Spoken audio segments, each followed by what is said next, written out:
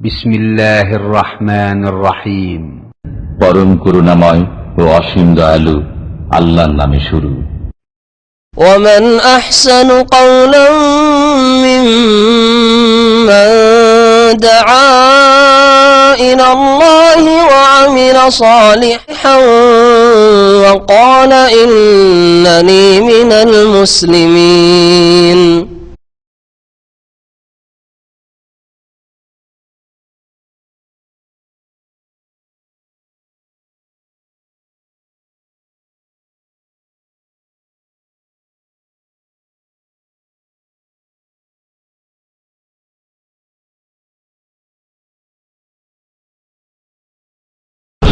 আসসালামু আলাইকুম ওয়া রাহমাতুল্লাহি ওয়া বারাকাতুহু। বিসমিল্লাহির রহমানির রহিম। আলহামদুলিল্লাহি রাব্বিল আলামিন ওয়াস সালাতু ওয়াস সালামু আলা সাইয়্যিদিল মুরসালিন নবিয়িনা মুহাম্মদ ওয়া আলা আলিহি ওয়া সাহবিহি আজমাইন। আম্মা বাদ, ফাউযু বিল্লাহি মিনাশ শাইতানির রাজীম। ওয়ালিল্লাহি আলান নাসি হিজ্জুল বাইতি মান ইসতাতা ইলাইহি সাবিলা ওয়া মান কাফারা ফাইন্নাল্লাহা গানিয়্যুন আনিল আলামিন। আল্লাহ পাক রব্বুল আলামিনের সমস্ত প্রশংসা, সালাত এবং সালাম নাযিল হোক নবী মুহাম্মদ রাসূলুল্লাহ সাল্লাল্লাহু আলাইহি ওয়াসাল্লামের উপর। আজকের এই শুক্রবারের দিনে, এই জিলকাদা মাসের প্রায় আমরা শেষের দিকে, 28 তারিখ শেষ হয়ে 29 তারিখের রাত শুরু হয়েছে। আগামীকালকে 29, আর তারপরে যদি ক্যালেন্ডার মোতাবেকই চাঁদ দেখার খবর পাওয়া যায় তাহলে তারপরের দিন হচ্ছে প্রথম জিলহজ। জিলহজ মাস মানে হজের মাস, এটা সবাই বুঝছেন, যে কোনো মুসলিম। তবে তার আগে আরো 2টি মাস আছে, জিলকাদা আর তার আগে শাওয়াল। এই মাসগুলিও হজের মাস, এই মাসগুলি হচ্ছে হজের মাস। আল্লাহ পাক কোরআনে কারীমে ইরশাদ করেছেন, আল হাজ্জু আশহুরুম মালুমাত। সূরা বাকারায় যেখানে হজ সম্পর্কিত আয়াতগুলি রয়েছে, তাতে মহান আল্লাহ ইরশাদ করেছেন, আল হাজ্জু আশহুরুন, হজ হচ্ছে কয়েকটি মাসে। আশহুর শাহরের বহুবচন, মালুমাত যা সর্বজন বিদিত, যা জানা, মানে কোরআন সুন্নাতে আছে, ওর জ্ঞান, যে জানার ইচ্ছা করবে সে জানতে পারবে। হজের মাসগুলি মালুম, জানা মাসগুলি আল্লাহ বলেছেন। তাহলে মাসগুলি মানে কি? শাওয়াল, জিলকাদ আর জিলহজ মাসের 10 তারিখ পর্যন্ত। এই হজের মাস হওয়ার অর্থ কি? আসলে হজের নিয়ত করা, ওমরার নিয়ত করা মানে ওতে প্রবেশ করা, যেটাকে ইহরাম করা বলা হয়। নিয়ত শব্দটা না ব্যবহার করে বলেন যে এই শাওয়াল, জিলকাদ আর জিলহজ মাসের 10 তারিখ পর্যন্ত যে কোনো দিনে হজ উমরাতে প্রবেশ করতে পারবে, মানে ইহরাম করতে পারবে, ইহরাম করতে পারবে। হজে তামাত্তু হোক আর কিরানি হোক আর ইফরাদ হোক, এইটা হচ্ছে এর অর্থ। আল্লাহ পাকের এই আয়াতের যে হজের কয়েকটি মাস রয়েছে জানাশোনা, আল হাজ্জু আশহুরুম মালুমাত। এমনও তো কেউ হইতে পারে যে তার মজহাবে সে হজ করবে, আর তার মজহাবে কেরান উত্তম। হ্যাঁ, বুঝছেন না? তার মজহাবে কেরান উত্তম, অথবা তার মজহাবে ইফরাদ উত্তম। আছে ইখতিলাফ। ইমাম শাফি বা শাফিঈদের নিকটে ইফরাদি উত্তম, ইমাম আবু হানিফা হানাফি মজহাবে কেরানি উত্তম, বাকি ইমাম আহমদ বিন হাম্বল মুহাদ্দিসিনে কেরাম তাদের নিকটে তামাত্তুই উত্তম। তো কথা হচ্ছে যে ও যদি মনে করে যে কেরান করবো অথবা ইফরাদ করবো, আমার উত্তমটাই করবো, আর আমি শাওয়াল মাসে চলে এসেছি এই ইহরামে, আমি উত্তম হজ, আমার মজহাবে, আমার তরিকাতে উত্তম হজ করে যাব। মজহাবের মুকাল্লিদ সে, অন্ধ অনুসারী, বা তার কাছে এটা স্পষ্ট হয়নি যে এর চাইতে বলিষ্ঠ মত হচ্ছে ইমাম আহমেদেরটা বা মুহাদ্দিসিনরা যেটা বলেছেন যে নবী সাল্লাল্লাহু আলাইহি ওয়াসাল্লাম তামাত্তুর আকাঙ্ক্ষা করেছেন, সুতরাং তামাত্তুইটাই বেটার। এটা জানে না, সে যেটা শিখে এসে সেটা মোতাবেক করতে চাইছে। শাওয়াল মাসে কেরানের নিয়ত করেছে বা ইফরাদের নিয়ত করেছে, ইহরাম করে নিয়েছে, হজ তার শুদ্ধ হবে না? হবে না, হজ শুদ্ধ হবে। কিন্তু তার জন্য কষ্টকর হচ্ছে যে এখনো 2-2.5 মাস থাকে একেবারে কন্টিনিউ ইহরামের অবস্থায় থাকতে হবে। ইহরামে যতগুলি নিষিদ্ধ কাজ, সেলাইবিহীন কাপড় পরে থাকতে হবে পুরুষকে। হ্যাঁ, সুগন্ধি চলবে না, আতর চলবে না, তাই না? তারপরে হ্যাঁ, চুলটুল কাটা, বড় মুসিবতে পড়ে যাবে। আল্লাহ কি এত মুসিবতে ফেলাটাকে উত্তম করতে পারেন? এই জন্য কেরান আর ইফরাদ উত্তম নয়। যেটা সহজ সহজ আবার দুটোই হাসিল হচ্ছে, মানে উমরাও হয়ে যাচ্ছে আর হজও হয়ে যাচ্ছে। হজের মৌসুমে হজও হইল উমরাও হইল, সেটা একমাত্র তামাত্তুতে হয়ে থাকে, সেজন্য এটাই হচ্ছে উত্তম। এবার বুঝতে পারলেন একটা বিষয়।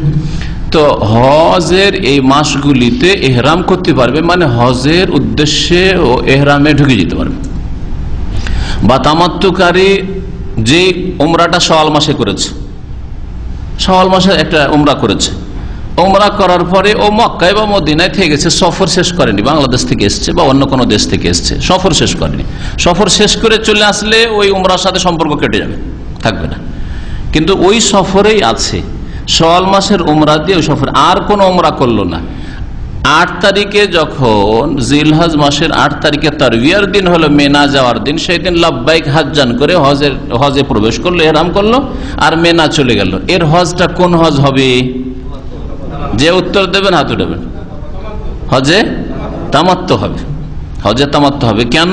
যে হজের মাসে উমরা করেছে, শাওয়াল মাসে বা জিলকাদ মাসে, আর সফর এখনো শেষ করেনি, যদিও মাঝখানে বড় গ্যাপ হয়েছে, কিন্তু হজের মাসে যেহেতু তার উমরা হয়েছে, সেজন্য সে তামাত্তুকারী, বুঝতে পারছেন না? আর তাকে দম লাগবে, দম। আর আরেকটা লোক দামামে থাকতো, শাওয়াল মাসে উমরা করেছে, যেমন আমরা শাওয়াল মাসে উমরা করে এসেছি, ঠিক না? উমরা করে চলে এসছে, সফর শেষ করে ফেলেছে, তারপরে গেল, গিয়ে 8 তারিখে এহরাম বাঁধলো, বাইরে গেল 7 তারিখে 8 তারিখে মিকাত থেকে এহরাম বাঁধলো, যেহেতু মিকাত ক্রস করা যাবে সেই জন্য মিকাত থেকে এহরাম বাঁধলো। এহরাম বাঁধলো শুধু কিসের? হজের।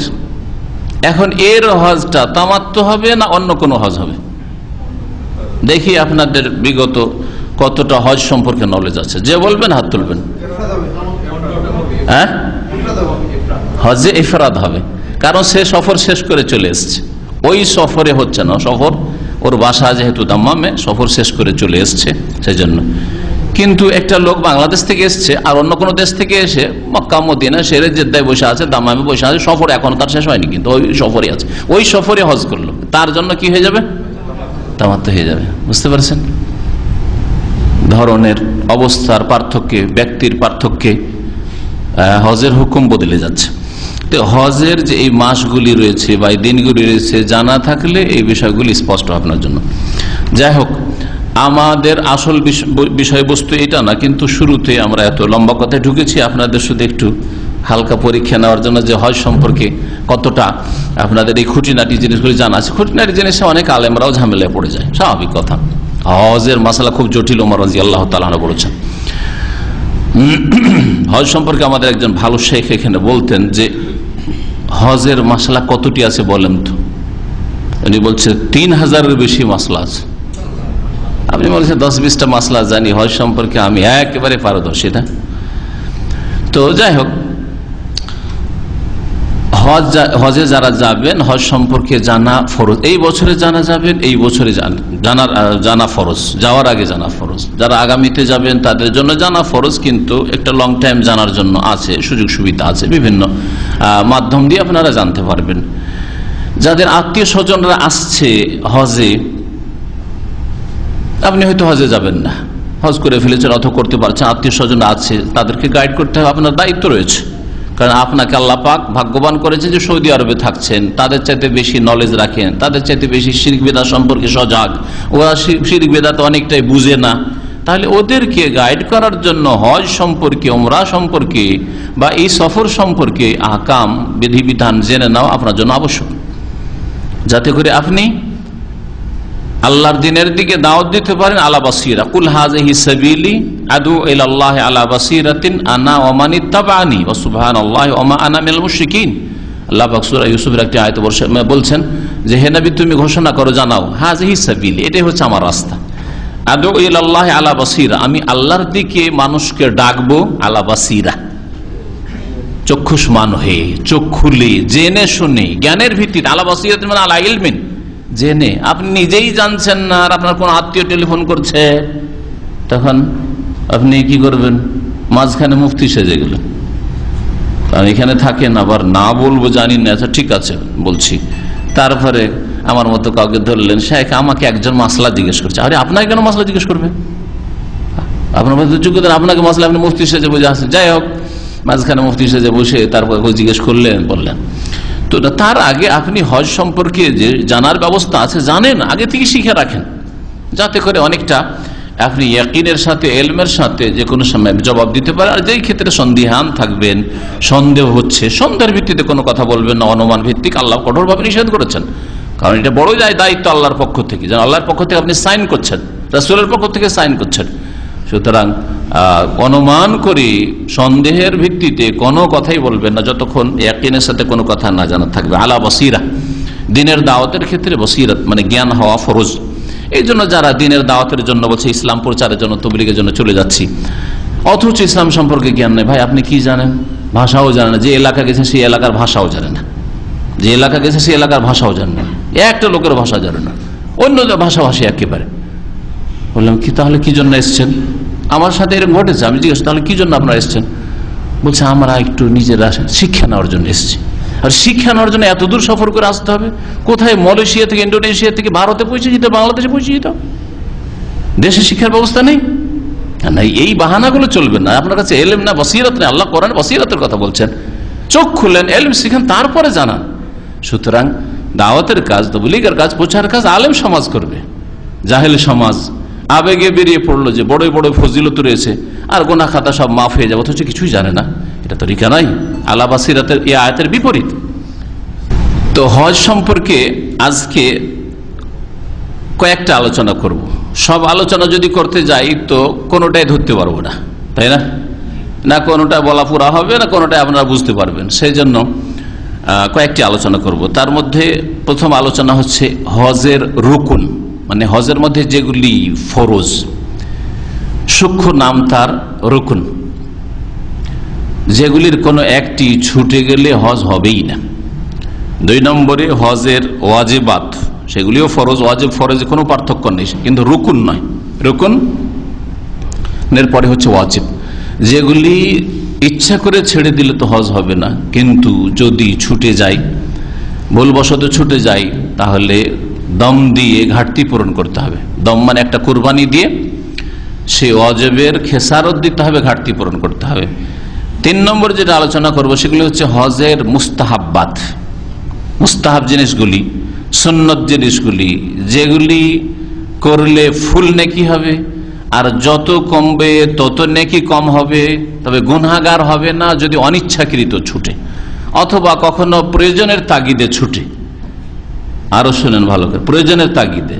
আপনি 8 তারিখে মেনাই থাকতে পারছেন না, যেতে পারছেন না, রাতটা কাটাতে পারছেন, ডাইরেক্ট আপনাকে আরাফায় যেতে হচ্ছে, প্রয়োজনের তাগিদে ঠিকভাবে আপনি পৌঁছতে পারলেন না, আপনি তাহলে গুনাহগার না। কিন্তু ইচ্ছা করে, আপনি ইচ্ছা করে অবহেলা করে, ইচ্ছার সাথে অবহেলা লাগাইতে হবে। ইচ্ছা করে যদি কখনো 1-2 সুন্নত ছুড়ে গুনাহগার হইতে হবে না, কিন্তু অবহেলা করে এমন কোন ফ্যাক্টর হইলে, এটা ফরজটা আদায় করলেই তো হইলো, রুকুনটা আদায় হইলেই তো হইলো, ওয়াজিবটা হইলেই তো হইলো, হ্যাঁ এই সুন্নত না করলেই বা কি হয়, এমন এটা তো সুন্নাত, এরকম অবহেলা যদি করে তো ইয়াসাম গুনাহগার হবে। তা আশা করি তাহলে এই 3 রকমের আমল বা কর্ম হজের মধ্যে রয়েছে। হজে যতগুলি কাজ হাজী সাহেবরা বা উমরাকারীরা সম্পাদন করে সেগুলি 3 ভাগে বিভক্ত। রুকুন, যেগুলি ছুটে গেলে, কোনো একটি ছুটে গেলে হজ হবে না। ওয়াজিবাত, যেগুলি ছুটে গেলে বা ছেড়ে দিলে কি করতে হবে? দম দিয়ে ঘাটতি পূরণ করতে হবে। আর একজন মুসলিম জেনে শুনে ছাড়বে না, অজ্ঞতায় ছাড়বে। অজ্ঞতা এখানে ওজর নাই, অজ্ঞতা ওজর নাই, এই জন্য দম দিয়ে সে ঘাটতি পূরণ করতে হবে।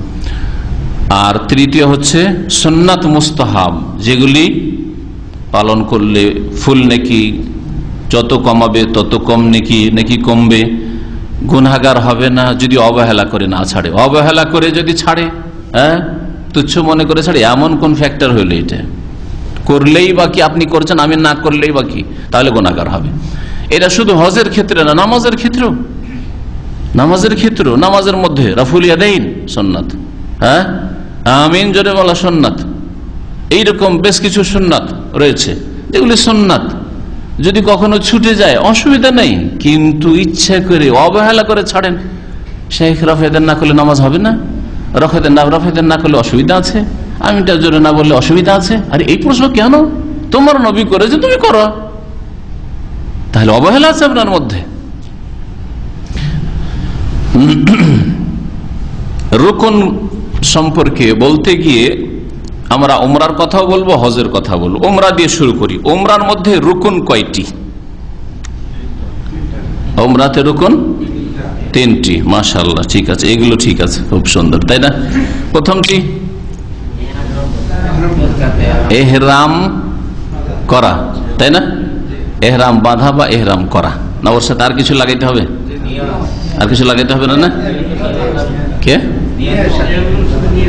না না, তো এহরামই তো নিয়ত করা না। আমি বলতে চাইছি মিকাতে এহরাম বাঁধা অমুক জায়গা থেকে, ওইটা তো লাগাইতে হবে না? না ওটা লাগান না, ওটা লাগাইতে হবে না।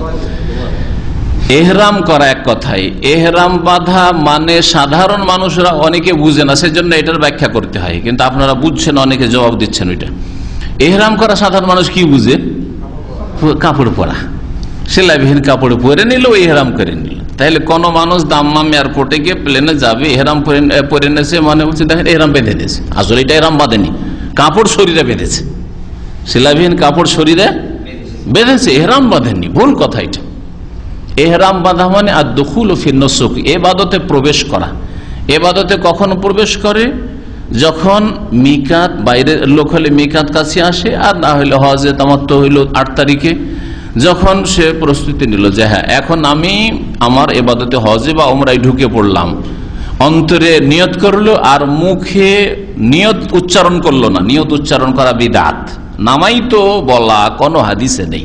আছে কি? লাব্বাইক আল্লাহ হাজির হয়েছি, সুতরাং লাব্বাইক উমরা বলল, লাব্বাইক হাজ্জান বলল, অন্তরে নিয়ত করলো যে আমি এখন কিসে প্রবেশ করলাম? আমার উমরায় বা হজে প্রবেশ করলাম। আর মুখে বলল আল্লাহ হাজির হয়েছি উমরার উদ্দেশ্যে বা হজের উদ্দেশ্যে। এটা হচ্ছে এহরাম করা। উমরার জন্য হইলে উমরার এহরাম করলো, হজের জন্য হইলে হজের এহরাম করলো, একে বলা এহরাম করা। এটা হচ্ছে রুকুন।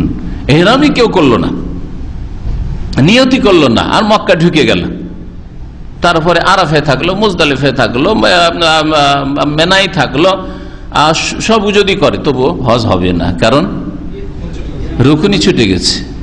হজের যে একটা স্তম্ভ, রুকুন স্তম্ভ, খুঁটি, ওটাই ছুটে গেছে, প্রথম খুঁটিটাই ছুটে গেছে।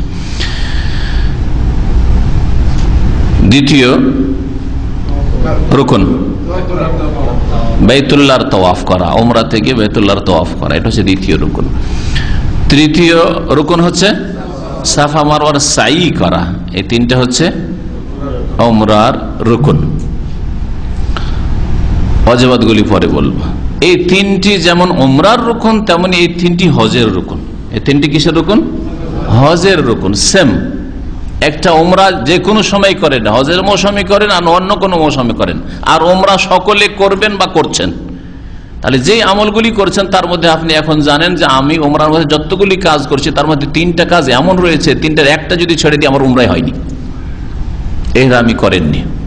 হ্যাঁ, বাইরে থেকে যাচ্ছেন আপনি, এহরাম যেখানে করার সেখানে করেননি, অথবা মক্কা গিয়েও করেননি, এহরামই করেননি, হবে না। তওয়াফ করেননি, এহরাম তওয়াফ করেছেন কিন্তু সাফা মারওয়া সাই করেননি, চলে এসছেন টান দিয়ে, তাহলে আপনার উমরা হয়নি। 3টা রুকুন হইল। এই 3টা যেমন উমরার রুকুন তেমনি হজের রুকুন। অতিরিক্ত হজের রুকুন কয়টি? 4টি। তাহলে 3টে যখন উমরাতে আর হজে হয়ে গেল, 3টা তো হয়েই গেছে হজের, বাকি থাকে মাত্র 1টি রুকুন বাকি থাকে, যেটা এখানে অ্যাড করতে হবে, বাড়াইতে হবে। সেটা হচ্ছে আল ওকুফ বি আরাফা, আরাফাতে অবস্থান করা। সেটা যে কোনো দিনে না বিশেষ কোনো দিনে? আরাফার দিনে। হ্যাঁ, আরাফার দিন কখন? 9 তারিখ। মক্কাতুল মুকাররমায় যেই দিন 9 তারিখ থাকবে সেই দিন। বাংলাদেশে যে দিন 9 তারিখ, ওই দিন এসে যদি আরাফায় অবস্থান করা হবে, হবে না। তো আরাফায় 9 তারিখ অবস্থান করতে হবে। এটা হচ্ছে সংক্ষেপে 4টি রুকুন ফরজ কিসের? হজের। এই অবস্থানটা সূর্য মাথার ওপর থেকে গড়ে যাওয়ার পর থেকে সূর্য ডুবা পর্যন্ত, ডুবিয়ে দেওয়া পর্যন্ত থাকলে সবচেয়ে ভালো। এগুলো ভালো, কিন্তু সারা দিন কেউ পৌঁছিতে পারলো না, যে কোনো কারণে হোক, দূরেই থাকলো অথবা ঢুকতেই পারলো না, ভিড়ে কাছে আছে, তারপরে যখন লোকজন খালি করে চলে গেছে আরাফা, তখন রাত্রে ঢুকেছে। শেষ সময় কতটা পর্যন্ত? ফজরের আজান হওয়া পর্যন্ত। ফজরের আজানের ওয়াক্ত হওয়া পর্যন্ত যদি আরাফায় 1 মিনিটের জন্য ঢুকে যেতে পারে তাহলে হজ হয়ে যাবে। আল হাজ্জু আরাফা, নবী করিম সাল্লাল্লাহু আলাইহি ওয়াসাল্লাম বলেছেন। সুম্মা আফিযু মিন হাইসু আফাদান নাস, আল্লাহ পাক বলছেন তোমরা ফিরে আসো যেখান থেকে লোকেরা ফিরে আসে। জনসাধারণ, হ্যাঁ, সারা বিশ্বের লোকেরা হজে আসে, অন্যান্য আরবরা যেখানে এসে যায়, মানে আরাফা যায়, আরাফা থেকে ফিরে আসতে হবে। মক্কার লোকেরা কি করতো? বলতে আমরা হচ্ছি ব্রাহ্মণদের মতো, ব্রাহ্মণ, হিন্দুদের ব্রাহ্মণ, আর মক্কার কুরাইশরা নিজেদেরকে ব্রাহ্মণ বলতো। আমরা হচ্ছি ব্রাহ্মণ, আমরা হারামের বাইরে যাবই না। নাহনু আহলুল হারাম, আমরা হারামওয়ালা মানুষ, হারামের অধিবাসী। ফালা নাখরুজু মিন হারামিল্লাহ, আল্লাহর হারামের বাইরে যাবই না। আরাফা হারামের বাইরে, আমরা যাবো না, তোমরা যাও, তোমরা বাইরে থেকে এসো, তোমরা যাও, তোমরা যেত না। আল্লাহ বলছেন এটা চলবেন না। সুম্মা আফিজু, ফিরে আসো ওখান থেকে গিয়ে, মিন হাইসু আফাযান, যেখান থেকে লোকেরা ফিরে আসে, যাও করে এসে ওখান থেকে ফিরে আসো, না হলে হজ হবে না। আল হাজ্জ, নবী সাল্লাল্লাহু আলাইহি ওয়াসাল্লাম এর ব্যাখ্যা করলেন, আল হাজ্জ আরাফা, হজ হচ্ছে আরাফা অবস্থানের নাম। তো এই 4টি হচ্ছে হজের রুকুন।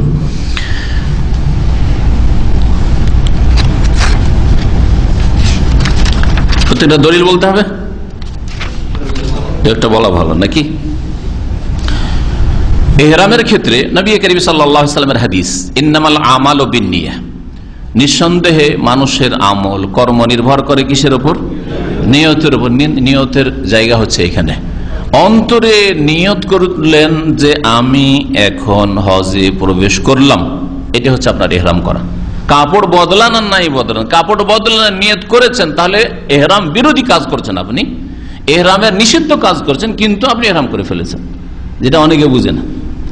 মানে কাপড় না বদলিয়ে কেউ যদি নিয়ত করে, এটাকে ইহরাম করা মানুষ মনে করে না, কিন্তু ইহরাম করা মানে হচ্ছে নিয়ত করা। নিয়ত ছাড়া কোনো আমল কবুল হয় না, শুদ্ধ হয় না।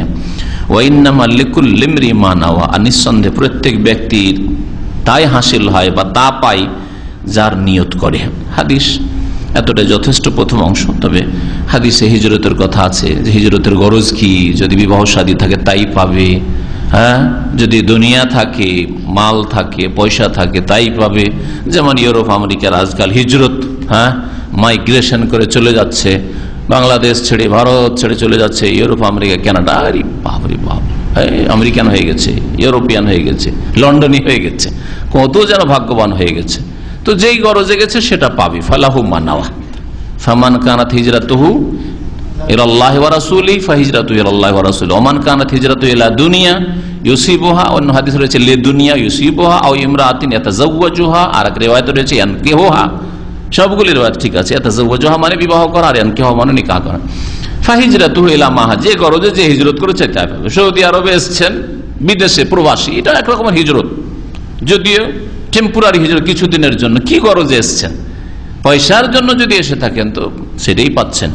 আর যদি বলেন, যেমন আমরা বলি এই তরিকাতে, যদি বলেন যে প্রথম সৌদি আরব নবীর দেশ, এখানে কোরআন এবং ইসলাম শিখার জন্য এসেছি, নিজের অজ্ঞতা দূর করার জন্য এসেছি, 2 নম্বরে হজ উমরা করার জন্য এসেছি, 3 নম্বরে রিজিক হালালের জন্য এসেছি, হালাল রিজিক তলব করার জন্য এসেছি, তো ইন্নামাল আমালু বিন্নিয়াত, যে উদ্দেশ্যে এসেছেন আল্লাহ পাক উদ্দেশ্য পূরণ করবেন ইনশাআল্লাহ তাআলা। ইহরামের দলিল তাহলে ইন্নামাল আমালু বিন্নিয়াত। তাওয়াফের দলিল সূরা হজে রয়েছে, সূরা হজের আয়াত নম্বর 29। আল্লাহ পাক বলছেন ওয়ালিয়াতাওয়াফু বিল বাইতিল আতীক, তারা যেন তাওয়াফ করে। সুম্মা লিয়াকযু তাফাসাহুম ওয়ালিউফু নুযুরাহুম, সুম্মা লিয়াকযু তাফাসাহুম, ইহরামের অবস্থায় যে শরীরে ময়লা আবর্জনা ছিল, গন্ধ ছিল, এটা সম্পূর্ণ করুক, মানে পরিষ্কার পরিচ্ছন্ন হোক।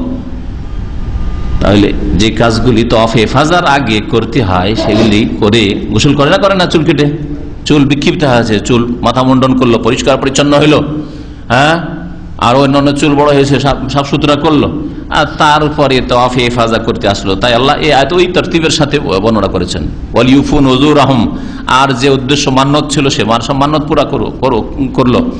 ওয়ালিয়াতাওয়াফু বিল বাইতিল আতীক, আর তারা যেন প্রাচীনতম ঘরের তাওয়াফ করে। আয়েশা রাদিয়াল্লাহু তাআলা বলছেন যে আমরা নবী সাল্লাল্লাহু আলাইহি ওয়াসাল্লামের সাথে হজ করলাম, হাজাজনা মান নবী ফাআফাযনা ইয়াউমান নাহর, কুরবানির দিনে আমরা তাওয়াফে ইফাজা করেছি। এই তাওয়াফের নাম হচ্ছে তাওয়াফে ইফাদা, ফাআফাযনা, এটা হচ্ছে হাদিসের ভাষা।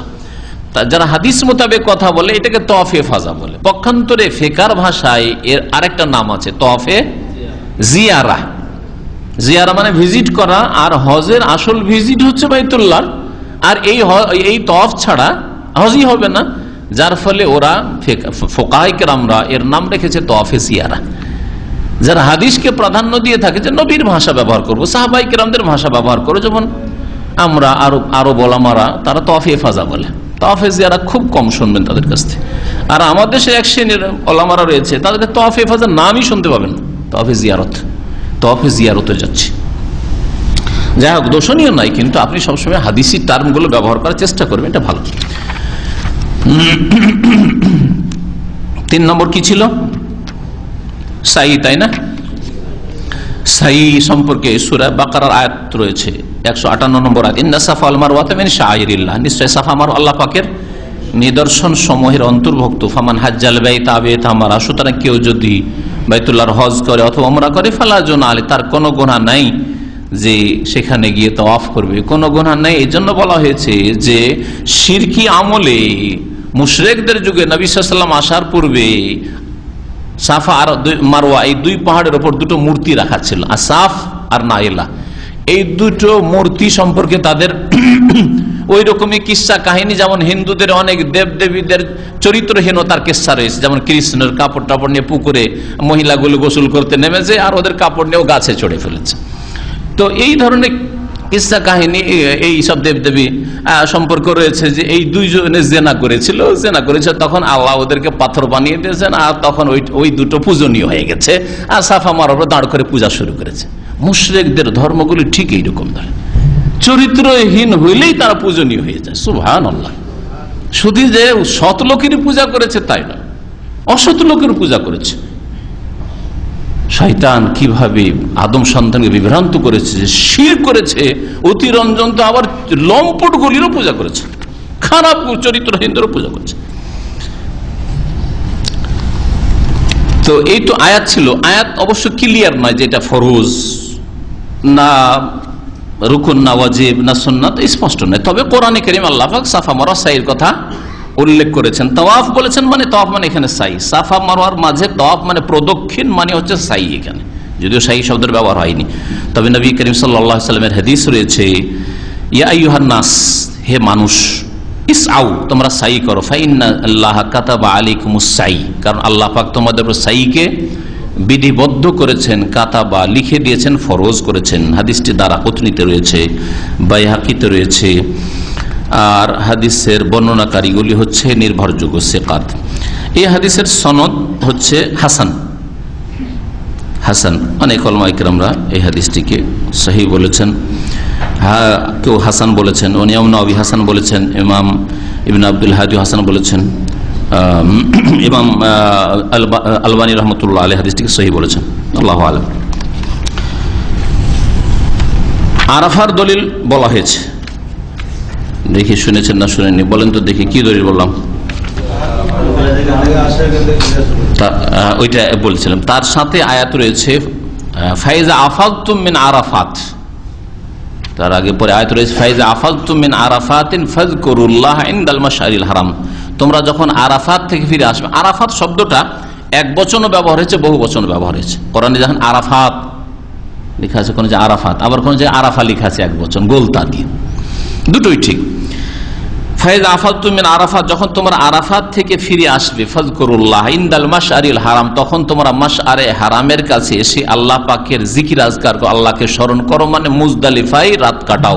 মুজদালিফার মসজিদের জায়গা এটা হচ্ছে মাশআরে হারাম, অথবা ওখানকার ওই পাহাড়টার নাম হচ্ছে মাশআরে হারাম।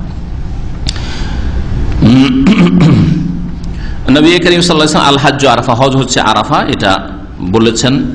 এই মর্মে হাদিস রয়েছে সুনানে আরবাতে, মানে আবু দাউদে, নাসাইতে, তিরমিজিতে, ইবনে মাজাহ। জি, হাদিস সহিহ। এখন আসেন তাহলে কি বলতে চেয়েছি, হজের ওয়াজিবাত। উমরার ওয়াজিব কয়টি, যাতে উমরাটাও সাথে সাথে হয়ে যায়।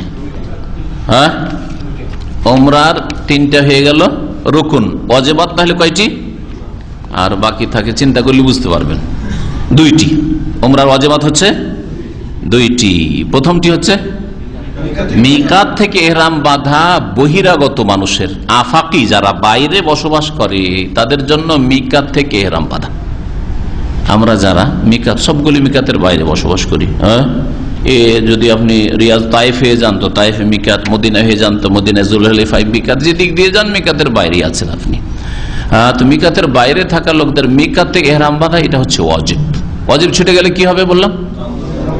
তাহলে কেউ যদি যে কোনো কারণে হোক, অজ্ঞতার কারণে হোক অথবা জেনে শুনে হোক, বাঁচার জন্য যে ঢুকতে এমনি তো দিচ্ছে না, তো চলে যায় সেলাই করা কাপড় পরে, আর নিয়ত করলো না, নিয়তটা করলে তো অনেকটা হালকা হয়তো মশলাটা, তাহলে শুধু ফিদিয়া লাগতো এহরামে নিষিদ্ধ কাজ করার কারণে, কিন্তু নিয়ত করলো না, মক্কা গিয়ে নিয়ত করে হজে বেরিয়ে গেছে, অথচ থাকে দাম্মামে, তাহলে সেই ব্যক্তির কি ছুটে গেল? রকম ছোট্ট এহরাম করলো কিন্তু মক্কা গিয়ে করলো, তাহলে কি ছুটলো? এ বলছে যে রুকুন ছুট, ওয়াজিব ছুটলো। মিকাতে এহরাম বাঁধা ওয়াজিব ছিল, ওয়াজিব ছাড়লো, ও তো এহরাম করলো গিয়ে মক্কায়, কিন্তু মিকাত থেকে করলো না, ওয়াজিব ছুটে গেল। তাহলে একে কি বলতে হবে? হজ হইল না? হইল না, কিন্তু দাম দিতে হবে, কোরবানি দিতে হবে। দাম সম্পর্কে শুনে রাখেন, কোন গরিব অভাবী যদি হয় আর তারপর দম ফরজ হয়ে গেছে, দম দিতে পারছে না, ইবনে আব্বাস রাদিয়াল্লাহু তাআলা আনহু বলেছেন যে কোন দামের বিকল্প হচ্ছে 10টি রোজা, আর এই 10টি রোজা মক্কায় রাখার কথা নেই। হ্যাঁ, যে 3টা ওইখানে রেখে এসো আর 7টা ওইটা কি বলছে এজা রাজা তুম বাড়ি ফিরে এসে, এই মাসলা কোন ক্ষেত্রে? হজে তামাত্তু বা কিরান করলে, হজে তামাত্তু কিরান করেছেন, আপনার কোরবানি ওয়াজিব হয়েছে, কোরবানি দিতে পারছেন না, তখন 3টি রোজা মক্কাতেই রেখে আসতে হবে আর 7টি রোজা বাড়িতে ফিরে এসে রাখেন। পক্ষান্তরে কেউ যদি গরিব অভাবী হয় আর ভুল করেই দিয়েছে, ওয়াজিব ছুটেই গেছে, হ্যাঁ, দম দিতে হচ্ছে, দম দিতে পারছে না, কোন রকম টাকা হজে জুটিয়ে গেছে, তাহলে কি করবে? 10টি রোজা নিজের বাড়ি এসে যে কোনো সময় রেখে নেবে, একসাথে রাখুক আর আলাদা আলাদা বিভিন্ন সময় রাখুক, কোনো অসুবিধা নেই ইনশাআল্লাহ।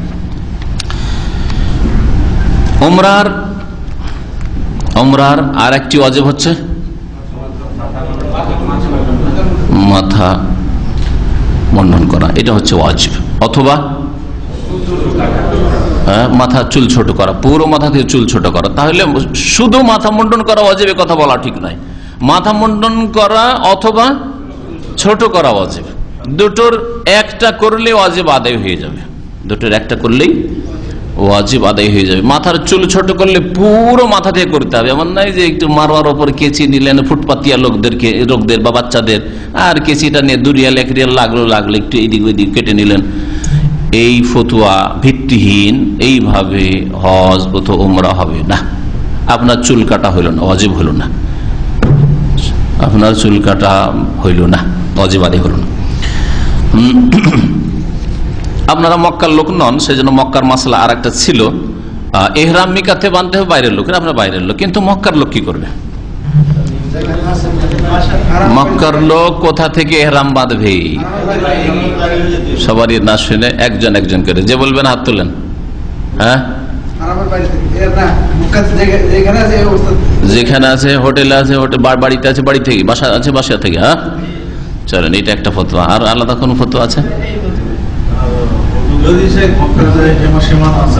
হ্যাঁ, হারামের সীমানার বাইরে যেতে হবে, এহরাম করে আসতে হবে, হজে না উমরায় না দুটোতেই? হ্যাঁ, উমরা আর হজে দুটোতে বিধানের পার্থক্য আছে, এটাই হচ্ছে ঠিক, বাকি মাসলা ইখতিলাফ আছে। একদল বলছে যে ওই হাদিস সকলের ক্ষেত্রে প্রযোজ্য, উমরা করুক আর হজ করুক, হ্যাঁ, হাত্তা আহলু মাক্কাতা মিন মাক্কাতা, এমনকি মক্কাবাসী মক্কা থেকে, মানে নিজের বাড়ি থেকে। এই হাদিস নবী করিম সাল্লাল্লাহু আলাইহি ওয়াসাল্লাম হজকারীর ক্ষেত্রে বলেছেন, এটা উমরাকারীর ক্ষেত্রে নয়। যদি উমরাকারীর ক্ষেত্রে হইতো তো মা আয়েশা রাদিয়াল্লাহু তাআলা আনহাকে আবার মসজিদে তানিমের ওইখানে পাঠাতেন, তানিম তো মসজিদ পরে হইলো, ওখানে পাঠাইতেন না, যেটা আজকাল কেউ মসজিদ আয়েশা বলছে, কেউ মসজিদে তানিম বলছে, জায়গাটার নাম হচ্ছে তানিম। তানিমে কেন পাঠালেন? এই জন্য যে ওটা হচ্ছে হালাল হারাম এরিয়া শেষ করে নিকটতম হালাল এরিয়া, চারিদিকে সবচেয়ে বেশি নিকটবর্তী 3-4 কিলোমিটার দূরে হালাল এরিয়া, সেটা হচ্ছে মাত্র তানিমে। কোন কোন এলাকায় 17-18 কিলোমিটার চলে গেছে, 15 কিলোমিটার চলে গেছে, 20 কিলোমিটার চলে গেছে, তারপরে হারামের এরিয়া শেষ হচ্ছে। আর হারামের বর্ডার দেওয়া আছে, প্রত্যেকটি রাস্তায় দেখবেন যেখানে হারাম এন হচ্ছে। যে রাস্তাগুলিতে বেরোবেন বা মক্কায় ঢুকবেন। তো উমরার ক্ষেত্রে সহি মাসলা কি, এই ক্ষেত্রে মক্কায় ধরেন আপনি চাকরি করেন, আর অনেকে এরকম আছেন যে মক্কায় চাকরি করছেন আপনি, তাহলে আপনি উমরা করতে চান, কি করবেন? হারামের বর্ডারে যে কোনো এলাকায় গেলেই হয়। জিদ্দা রোডে কেউ থাকে তাহলে ওই দিক থেকে এহরাম বেঁধে চলে আসলেই হয়, ওর জন্য জরুরি না যে তানিম যেতে হবে। আবার তানিমটাকে অনেকে মিকাত মনে করে, এটা এই ভুল দূর করার জন্য বলছি। তানিম কোনো মিকাত নয়, তানিম হচ্ছে যেহেতু হারাম থেকে নিকটে, রিয়াল 3 বাসে চলে যেতে পারছেন, সেই জন্য তানিম থেকে অধিকাংশ লোক এহরাম করে। আর নইলে আপনার হয়তো যে আপনি তাইফের দিক থেকে ঢুকছে, ওই দিকে বাড়ি, সারাইতে বাড়ি, আর সারাইয়ের কাছে আপনার হদুদে হারাম আছে, তো আপনি ওইখান থেকে এহরাম বেঁধে গেলেন, আপনার তানিম যাওয়া হয়রান হওয়ার প্রয়োজনটা কি? হজের ক্ষেত্রে হজে যাবেন, মক্কায় চাকরি করেন, তাহলে কি করবেন? তখন হাত্তা হলো মক্কাতে মক্কার হাদিসের আমল করবেন। মক্কাবাসী মক্কা থেকে যেখানে আছেন সেখান থেকে, হ্যাঁ, ওখান থেকেই এহরাম করে, যেমন হাজিরে যে হোটেল আছে সেখান থেকে এহরাম করে 8 তারিখে কোথায় যাবে? মেনা চলে যাবে হজের নিয়ত করে। ওই রকমই আপনি 8 তারিখে এহরাম করলেন আর টান দিলেন, আপনি চলে গেলেন আপনি হজের উদ্দেশ্যে মেনার দিকে। এটা কিন্তু উমরার ক্ষেত্রে সরাসরি বাড়ি থেকে এহরাম বেঁধে আপনি কাবা শরীফে আসবেন না, বরং আপনি যাবেন হালাল এরিয়াতে চলে যান, মানে তানিমে চলে যান, ওখানে গিয়ে আপনি এহরাম করেন। যেমন মা আয়েশা রাদিয়াল্লাহু তাআলা আনহাকে নবী করিম সাল্লাল্লাহু আলাইহি ওয়াসাল্লাম পাঠিয়ে দিলেন তার ভাই আব্দুর রহমানের সাথে, বলে আব্দুর রহমান ইযহাব মা উখতিক ওয়া আমিরহা মিনাত তানিম, তোমার বোনকে নিয়ে যাও আর তানিম থেকে তাকে উমরা করিয়ে নিয়ে আসো। উমরার ওয়াজিব তাহলে দুটো হয়ে গেল, তাই না? আল্লাহ পাক রব্বুল আলামিন মাথা মুন্ডন বা মাথার চুল ছোট করা দুটো বিষয়কে উল্লেখ করেছে সূরাতুল ফাতহ 26তম পারার একটি সূরার আয়াত নম্বর 27 ইরশাদ করেছেন, লাকাদ সাদাকাল্লাহু রাসূলাহু রুইয়া বিল হক লাতাদখুলুন্নাল মাসজিদাল হারাম ইনশাআল্লাহু আমিনিন মুহাল্লিকিনা রুউসাকুম ওয়া মুকাসসিরিনা লা তাখাফুন। মুহাল্লিকিনা রুউসাকুম, তোমরা মসজিদে হারামে অবশ্যই প্রবেশ করবে ইনশাআল্লাহ। এই কথা বলার আল্লাহ বলছেন তোমরা কেউ কেউ মাথা মুন্ডন করবে, ওয়া মুকাসসিরিন, আর কেউ কেউ কি করবে? মাথার চুল ছোট করবে। লা তাখাফুন, কোনো ভয় তোমাদের থাকবে না। তার আগে ভয় ছিল, এখন আল্লাহ ভয় দূর করছেন, মক্কা বিজয় হতে যাচ্ছে, বা হুদাইবিয়ার সন্ধি হয়ে গেছে, আর লা তাখাফুন, কোনো ভয় নেই।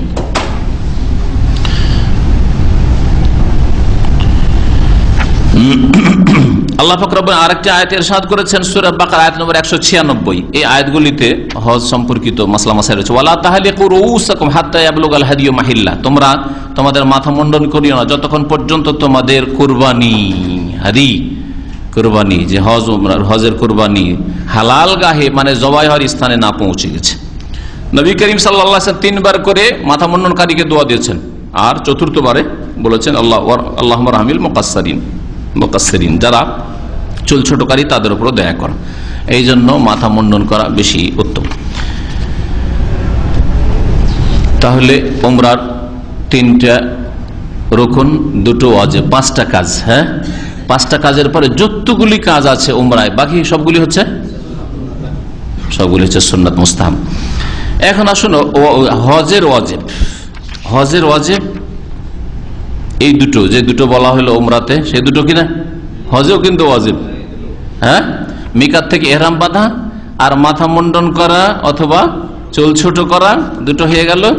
3 নম্বর হজের ওয়াজিব হচ্ছে আরাফায় সূর্য ডুবা পর্যন্ত অবস্থান করা। এই যে সূর্য ডুবা পর্যন্ত অবস্থান, ডুবিয়ে দিতে হবে, এটা কি ওয়াজিব। তাহলে কেউ যদি আসর পরে ছিল বা জওয়ালের পরে দুপুর বেলা ছিল, সূর্য গড়ে যাওয়ার পরে, কিন্তু বেলা ডুবায়নি, বেলা ডুবার আগে আরাফা থেকে তাড়াহুড়া করে বেরিয়ে গেছে, তাহলে তার কি ছুটলো? আরাফা রুকুন তো ছুটেনি, কিন্তু ওয়াজিব ছুটে গেছে। কি করতে হবে তাহলে? দম দিয়ে ঘাটতি পূরণ করতে হবে। নবী করিম সাল্লাল্লাহু আলাইহি ওয়াসাল্লাম ইয়াজাল ওয়াকিফান, দাঁড়িয়ে দাঁড়িয়ে দোয়া করতেই থাকেন, হাত্তা গারাবাতিশ শামস, এমনকি সূর্য ডুবে গেল, ওয়া যাহাবাতিস সুফরাতু, যে হলুদ বর্ণ ছিল, কালিলান, তখন সেটাও শেষ হয়ে গেল, হাত্তা গাবাল কুর, পুরোপুরি সূর্যটা ডুবে গেল, তারপরে সেখান থেকে বের হলেন। নবী করিম সাল্লাল্লাহু আলাইহি ওয়াসাল্লাম বলেছেন তোমরা আমার কাছ থেকে হজের বিধিবিধান শিখে নাও, খুযু আন্নী মানাসিকাকুম, নবীর তরিকা হজ করতে হবে। চতুর্থ ওয়াজিব হচ্ছে মুজদালিফায় রাত্রি যাপন করা। এই মর্মে একটু আগে যে আয়াতটা বললাম, যখন তোমরা আরাফা থেকে ফিরবে, ফাইজা আফাতুম মিন আরাফাতিন ফাযকুরুল্লাহ ইনদাল মাশআরিল হারাম, তখন মাশআরে হারামের কাছে আল্লাহ পাকের জিকির আজকার করিও, মানে মুজদালিফায় রাত কাটাবে। এই আয়াতের ব্যাখ্যা নবী করিম সাল্লাল্লাহু আলাইহি সাল্লাম তার মুজদালিফার রাত্রি যাপন দিয়ে করেছেন। এটা কখন করতে হয়? 9 তারিখের দিন শেষ হয়ে 10 তারিখের রাত, 10 তারিখের রাত, যেটা ওই রাতটা কোথায় কাটাইতে হয়? মুজদালিফায়। 5 নম্বর হজের ওয়াজিব হচ্ছে জামরাই কঙ্কর মারা। কঙ্কর মারা 10 তারিখে কটাকে কঙ্কর মারতে হবে? একটা। কোনটাকে? যেটাকে বড় জামরা, জামরায় আকাবা বলে, অথবা সেটার নাম হচ্ছে জামরায় কুবরা। বড় জামরাও বলা হয়, আর কি বলা হয়? জামরায় আকাবা। আকাবা এই জন্য বলা হয় যে ওই জায়গাটা একটু সংকীর্ণ হয়ে আছে, দুই দিকে পাহাড়টা কাছে আসছে। আকাবা মানে ঘাটি, আকাবা মানে ঘাটি। তো ঘাটি সংকীর্ণ জায়গায়, দুই পাহাড়ের মাঝখানে জায়গাকে আকাবা বলা হয়। ফালাক তাহামাল আকাবা তমা আদরাকা মাল আকাবা, কোরআনে কারিমে রয়েছে। তো এই জন্য জামরা আকাবা বলা হয়। জামরা কুবরা এই জন্য বলা হয় যে ওইটাকে বড় জামরা বলেছেন। ওইটাকে বড় জামরা বলা হয়েছে, বড় শয়তান বলা হয়নি। শয়তান বলা, এই জামরাগুলিকে শয়তান বলা বিদাতি ভাষা। যেমন বিদাতি আকিদা আছে, তেমনি বিদাতি কথা আছে, ভাষাও আছে, আর বিদাতি আমলও আছে। যদি আপনি এই ধারণা করে মারেন পাথর যে শয়তানকে মারছি, তো বিদাতি ধারণা করলেন, বিদাতি আকিদা। যদি আপনি কোথায় যাচ্ছেন, বলছে শয়তানকে মারতে যাচ্ছি, তাহলে বিদাতি ভাষা বললেন আপনি, বুঝছেন না? বিদাতি ভাষা বললেন, মারছি আমি শয়তানকে মারছি, তাহলে আপনার ধারণা, আপনি যে বিদাতি ধারণা, বিদাতি আপনার আমল। তো এইরকম বহু বিদাত রয়েছে। জামরা আকাবাকে 10 তারিখ শুধু মারতে হবে, বড় জামরা। বড় জামরাটা মেনার দিক থেকে কাছে ওই দিকে, নাকি মক্কার দিকে? মক্কার দিকে শেষে, ওই দিক থেকে মেনা থেকে আসলে দুটোকে ছেড়ে, তারপর জামরা উলা, জামরা উস্তা দুটো ছেড়ে দিয়ে শেষেরটা। এখানে কিন্তু 10 তারিখে ও দোয়া নেই, আর অন্য দিনেও দোয়া করা নেই পাথর মেরে। আর 11 তারিখ 12 তারিখ কমের পক্ষে, আর যদি 13 তারিখও থাকতে চান তাহলে 13 তারিখও, তাহলে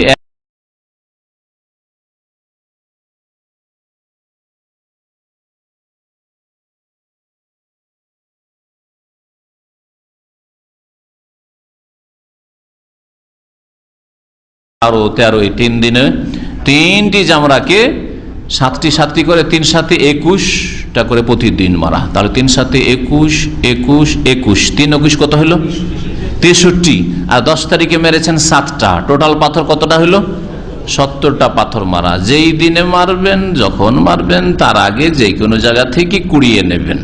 এমন নয় যে এই পাথরগুলিকে মুজদালিফা থেকেই নিয়ে আসতে হবে, মুজদালিফা এসে নামাজ টামাজ পড়াপড়ি নেই, আগে পাথর পোড়ানো, ফজর আগে ওই রাত্রে পাথর সংগ্রহ করতেই হবে, এইরকম ধারণা রাখাও বিদাত, এই কর্ম করাও বিদাত। নবী সাল্লাল্লাহু আলাইহি ওয়াসাল্লাম করেননি।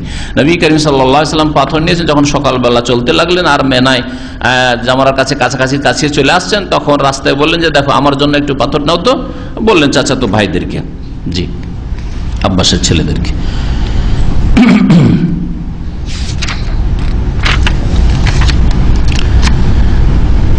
পাথর মারার সময়গুলি, এগুলিতে একটু তফসিল আছে, যে সময় 10 তারিখে সকাল থেকে পাথর মারা, তাই না? কিন্তু 11 তারিখ 12 তারিখ 13 তারিখ কখন পাথর মারতে হবে? সকালবেলা মারা যাবে না। নবী সাল্লাল্লাহু আলাইহি ওয়াসাল্লাম অপেক্ষা করেছেন যখন সূর্য গড়ে গেছে মাথার ওপর থেকে, তারপরে পাথর মেরেছেন। এই যে জাওয়ালের আজকাল সুবিধাবাদী কিছু মুফতিরা আছে, আরো মুফতিরাও ফতোয়া দিচ্ছে। একটা বই লিখেছে এক মুফতি সাহেব, ওর বইয়ের নামই হচ্ছে ইফআল ওয়ালা হারাজ। ইফআল ওয়ালা হারাজ কিতাবের নবী সাল্লাল্লাহু আলাইহি ওয়াসাল্লাম 10 তারিখে ভুল ভাল করে প্রথম হজ, অনেকে ভুল করেছে, এটা আগে ওইটা পরে এইরকম করে দিয়েছে। নবী সাল্লাল্লাহু আলাইহি ওয়াসাল্লাম এইরকম প্রশ্ন করা হইলে প্রত্যেকে বলতেন ইফআল ওয়ালা হারাজ, যা করেছে অসুবিধা নাই, নো প্রবলেম, অসুবিধা নাই। লাহারাজে বলেছেন, কিতাবের নামই রেখেছি বেচারা মুফতি সাহেব, ইফআল ওয়ালা হারাজ, করো, কোনো অসুবিধা নেই। নবী সাল্লাল্লাহু আলাইহি ওয়াসাল্লাম আগে পরে করার ক্ষেত্রে শুধু এই কথা বলেছেন, আগে 10 তারিখে এসে যে কাজগুলি প্রথম করতে হবে, পাথর মারতে হবে। কেউ আগে মাথা মুন্ডনি করে নিয়েছে, হয়তো আগে তফ করে নিয়েছে, আগে সাই করে নিয়েছে, এইরকম করেছে, পাথর মারাই হয়নি, পাথর মারছে পরে, এইরকম আগে পরে করেছে, আগে জবাই করে ফেলেছে, তারপরে পাথর মারতে আসছে। নানান লোক নানান রকমের এরকম আগে পরে করে কাজ করছে, তরতিবের খেলাফ, যেটা পর্যায়ক্রমে করা রয়েছে শরীয়তে, ওই সুন্নতের খেলাফ করেছেন। নবী সাল্লাল্লাহু আলাইহি ওয়াসাল্লাম এই মর্মে বলেছেন ইফআল ওয়ালা হারাজ। এমন নয় যে ইফআলা ওয়ালা হারাজ মানে অসুবিধা নাই। নবী সাল্লাল্লাহু আলাইহি ওয়াসাল্লাম তো অপেক্ষা করে থাকছেন, মারছেন না, কাউকে মারতেও দিচ্ছেন না, আর সকালবেলায় পাথর মারা শুরু করলে, এমন নাই। ইফআলা ওয়ালা হারাজ মানে অসুবিধা নাই, ক্লান্ত হয়ে পড়েছি, সুতরাং 10 তারিখ 11 তারিখের রাত, এই রাতগুলি তো মেনায় থাকতে হয় না, আমি হোটেলেই থেকে গেলাম, ইফআলা ওয়ালা হারাজ, এগুলো সুবিধাবাদী ফতোয়া, এইসব জানা যায় ফতোয়া। এইসব এই বইয়ের খণ্ডনে আর একজন ভালো শেখ মদিনা ইউনিভার্সিটির মানে পুরাতন প্রবীণ প্রফেসর, উনি উত্তর দিয়েছেন। আমার কাছে বই আছে, উত্তরের বইটাও আছে। তো এইরকম সুবিধাবাদী ফতোয়া আজকাল অনেকে দিচ্ছে। আজকাল এমন সুবিধাবাদী ফতোয়া একটা হয়েছে, আর এর উপরে যুবক যুবক হাজিরা গিয়ে আমল করছে।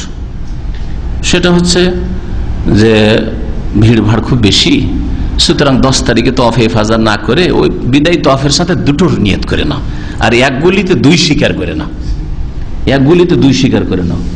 আরে বাবা, বুড়োদের জন্য, মহিলাদের জন্য, কমজোরদের জন্য ঠিক আছে, কিন্তু যুবক মাশাআল্লাহ তাবারাকাল্লাহ, আমাদের এই তালহার মতো যুবক, মদিনা ইউনিভার্সিটির ছেলেরা এইরকমই প্রায় যুবক, আর মদিনা ইউনিভার্সিটির শতকরা 99টা ছেলে এরকম আমল করছে ইন্ডিয়া বাংলাদেশের। আমি দেখে তোদের একটু বকাবকি করলাম, কয়েক বছর আগে ওদের সাথে দেখা হলো, মাশাআল্লাহ তোমার যুবক, কেউ বিয়ে করেছো, কেউ এখনো বিয়ে করনি, হ্যাঁ ওই বিদায়ী তওয়াফ দিয়ে সব সারবে। এই ফতোয়া কোথায় পেলে তোমরা? নবী সাল্লাল্লাহু আলাইহি ওয়াসাল্লাম কোন সাহাবী এই কাজটা করেছেন? তখন তো রাস্তাঘাটের প্রশস্ত ছিল না।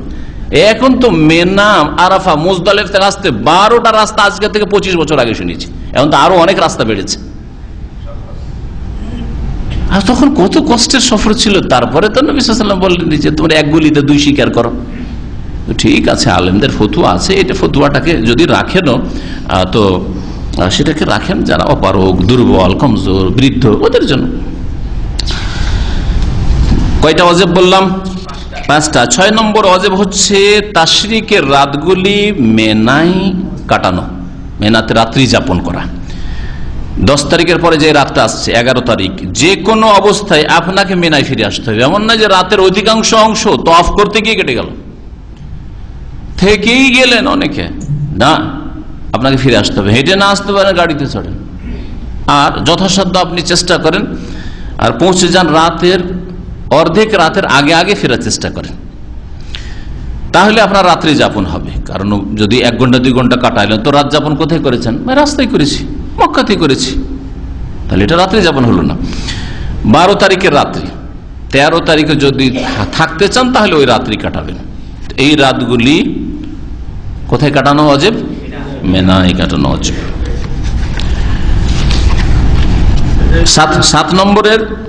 7 নম্বরে ওয়াজিব হজের যে বিদায়ী তওয়াফ, বিদায়ী তওয়াফ করা। বিদায়ী তওয়াফ সকলের জন্য ওয়াজিব, একমাত্র যদি সব আমল হয়ে গেছে মহিলাদের জন্য, আর ওই সব মহিলা সমস্ত কাজ হজের হয়ে গেছে, বিদায়ী তওয়াফটা বাকি আছে, ওই সময় মাসিক ঋতু, হাইজ চলে এসছে, অথবা নেফাস শুরু হয়ে গেছে, গর্ভবতী ছিল, বাচ্চা ভূমিষ্ঠ হয়ে গেছে, তাহলে নবী সাল্লাল্লাহু আলাইহি ওয়াসাল্লাম ফালায়ে যান, তাহলে অসুবিধা নেই, ফালায়ে যান, তাহলে কোনো অসুবিধা নেই। তাহলে এই তওয়াফে বেদা মাফ আছে একমাত্র কার জন্য? ঋতুবতী মহিলা অথবা গর্ভধারণকারী, যে প্রসব করেছে, বাচ্চা প্রসব করেছে, এখন ব্লিডিং শুরু হয়েছে, আর বাকি সবগুলি কাজ হয়ে গেছে, তওয়াফে ফাজা হয়ে গেছে, তওয়াফে বেদা শুধু বাকি আছে, তাহলে তওয়াফে বেদা তার জন্য মাফ। কোরবানিটাকে এতে অ্যাড করতে পারেন, কিন্তু সকল হাজির জন্য কোরবানি নেই, আর কোরবানির বিকল্প যেহেতু আছে, এই জন্য এটাকে ওয়াজিবে অনেকে গণায়নি, যেমন লেখক করেনি। 8 নম্বরে এই কোরবানিটাকে ওয়াজিব বলতে পারেন, কিন্তু কোরবানি কার জন্য ওয়াজিব? হজে তামাত্তুকারী অথবা ইরানকারীর জন্য ওয়াজিব। হজে ইফরাদ যদি কেউ করে বা মুফরাদ করে, তাহলে তার জন্য কোরবানি ওয়াজিব নাই। তারপরে যাদের উপর কুরবানি ওয়াজিব, তারা যদি না পারে, ফামান লাম ইয়াজিদ, না পারে, তাহলে আল্লাহ কোরআনে কি বলছেন? ফাসিয়ামু সালাসাতি আইয়ামিন ফিল হজ্জি ওয়া সাবআতিন ইযা রাজাতুম। 3 দিন হজে ওখানে মক্কায় কি করে আসতে হবে? রোজা রেখে আসবে, আর 7 দিন বাড়িতে ফিরে আসার পরে। জি, তো ওটাকে যদি আপনি ওয়াজিব হিসেবে ধরেন, তাহলে 8টা ওয়াজিব হয়ে যায়। এছাড়া বাকি কি আছে? সুন্নত মুস্তাহাব। সুন্নত মুস্তাহাবগুলি আজকে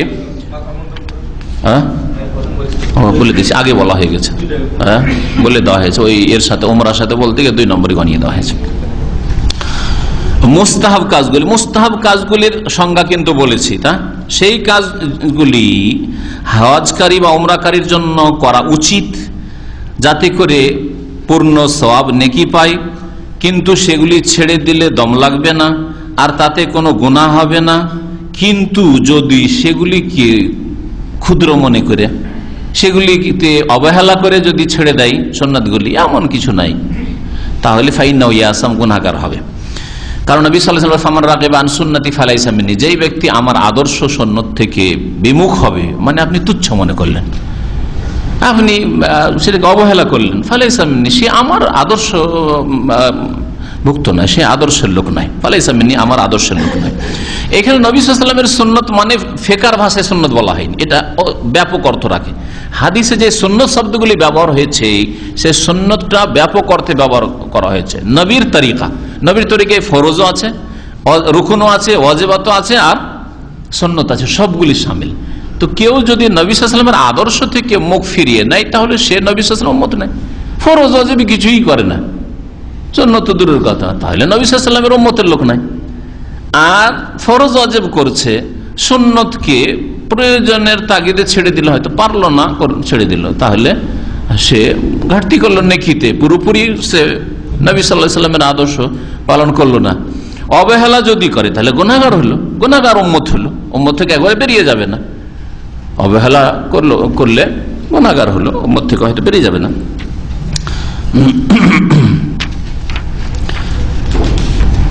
এইরকম মুস্তাহাবগুলি দেখা যাক।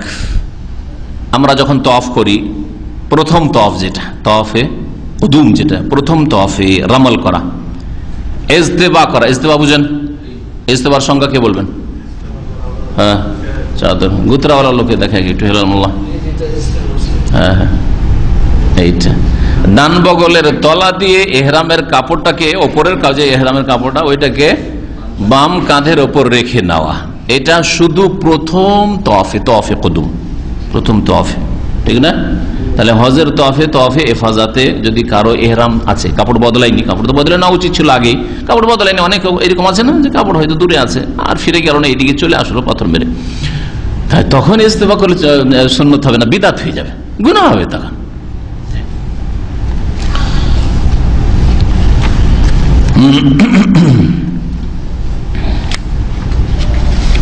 ওই রকমের রামাল শুধু তওয়াফে কুদুমে আছে। নবী সাল্লাল্লাহু আলাইহি ওয়াসাল্লাম রামাল করেছেন তওয়াফে কুদুমে, তওয়াফে হেফাজতে, তওয়াফে বেদাতে বা সুন্নতে, এমনি তওয়াফে, এগুলোতে রামাল নেই।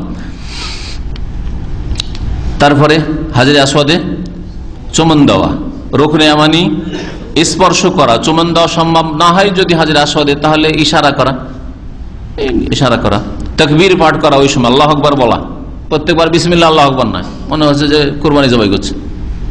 আজকাল অনেক বড় অধিকাংশ হজ উমরাকারীকে দেখা যায় যে তওয়াফের সময় প্রত্যেকবার বিসমিল্লাহ আল্লাহু আকবার, বিসমিল্লাহ আল্লাহু আকবার, মনে হচ্ছে কুরবানি জবাই করছে। হ্যাঁ, বিসমিল্লাহ আল্লাহু আকবার কোথায় আপনি পশু জবাই করছেন নাকি? প্রত্যেকবার বিসমিল্লাহ আল্লাহু আকবার তো নাই হাদিসে। এগুলি অনেক লোকের অজান্তে ভুল, ভাবছে যে আমি তো ভালো কাজই করছি, বিসমিল্লাহ আল্লাহু আকবার, মন্দ কি করলাম? নবী করিম সাল্লাল্লাহু আলাইহি ওয়াসাল্লাম প্রত্যেক কাজের শুরুতে বিসমিল্লাহ বলেছেন, আর বাকি প্রত্যেক চক্করে যখন হাজরে আসওয়াদের সামনে আসতেন তখন আল্লাহু আকবার বলতেন। হ্যাঁ, ওই রকমই কঙ্কর মারা, পাথর মারার ক্ষেত্রে ভ্রম দূর করি, পাথর মারতে বিসমিল্লাহ আল্লাহু আকবার, বিসমিল্লাহ আল্লাহু আকবার, বিসমিল্লাহ আল্লাহু আকবার। কি পশু জবাই করছেন? খাসি মুরগি জবাই করছেন?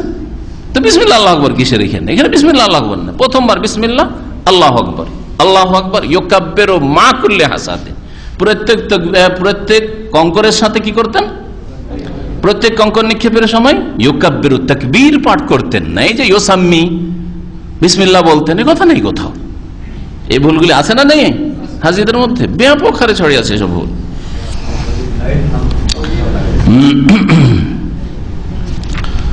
তারপরে তাওয়াফের পরে প্রত্যেক তাওয়াফের সমাপ্তি হচ্ছে 2 রাকাত নামাজ, এটা সুন্নাত।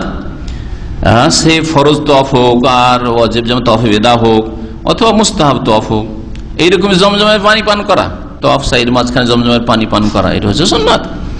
মুস্তাহাব সাফা মারওয়া পাহাড়ের উপরে চড়ে নেওয়া, একবার কিনারা থেকে ফিরে না আসা, পুরোপুরি চড়ে নেওয়া, নবী সাল্লাল্লাহু আলাইহি ওয়াসাল্লাম চড়ে নিয়ে সুন্নাত মুস্তাহাব।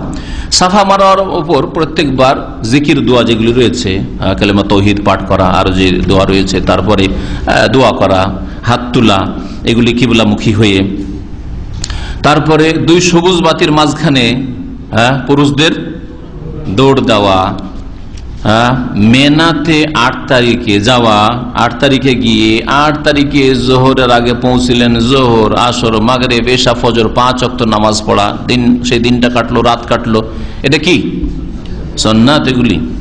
জি। তারপরে জামরা উলা, জামরায়ে সানিয়া, এই দুটো জামরাই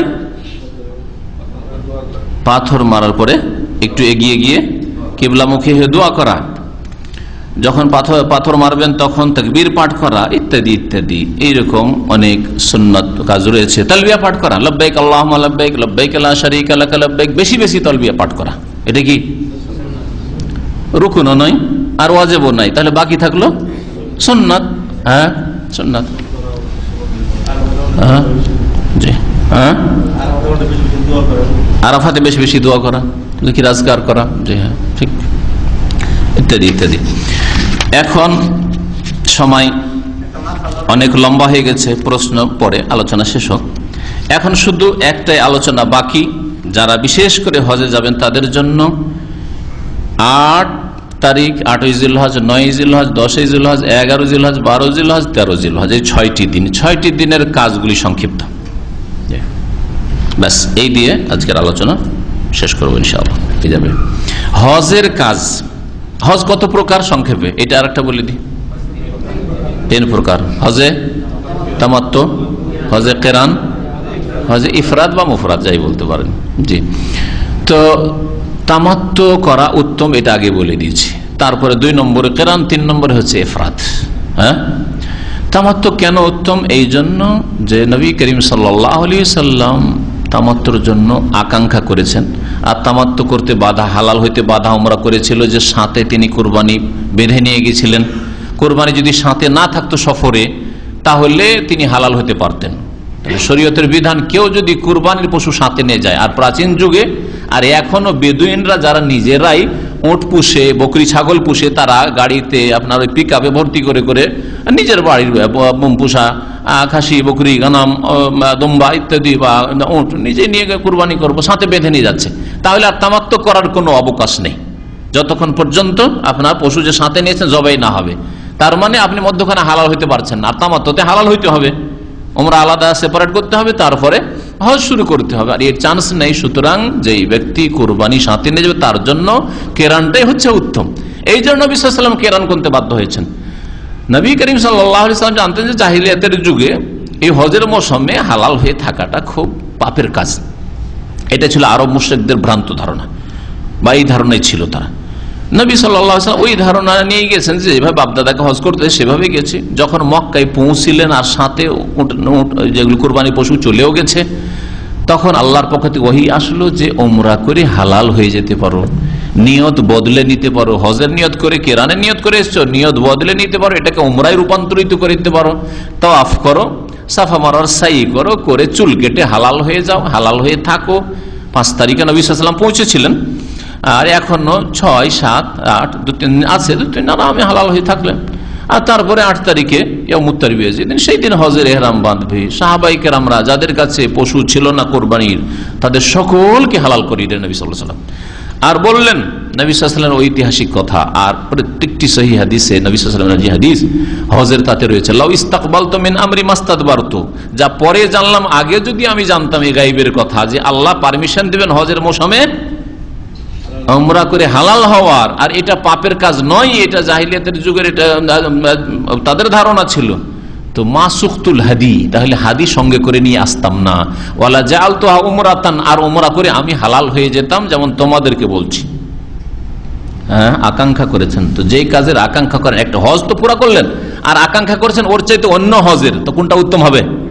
যেটার আকাঙ্ক্ষা করেছেন সেটাই উত্তম। এই জন্য এই মতটি বেশি বলিষ্ঠ, হজে তামাত্তু। আর এতে হাজিদের আরাম হজ।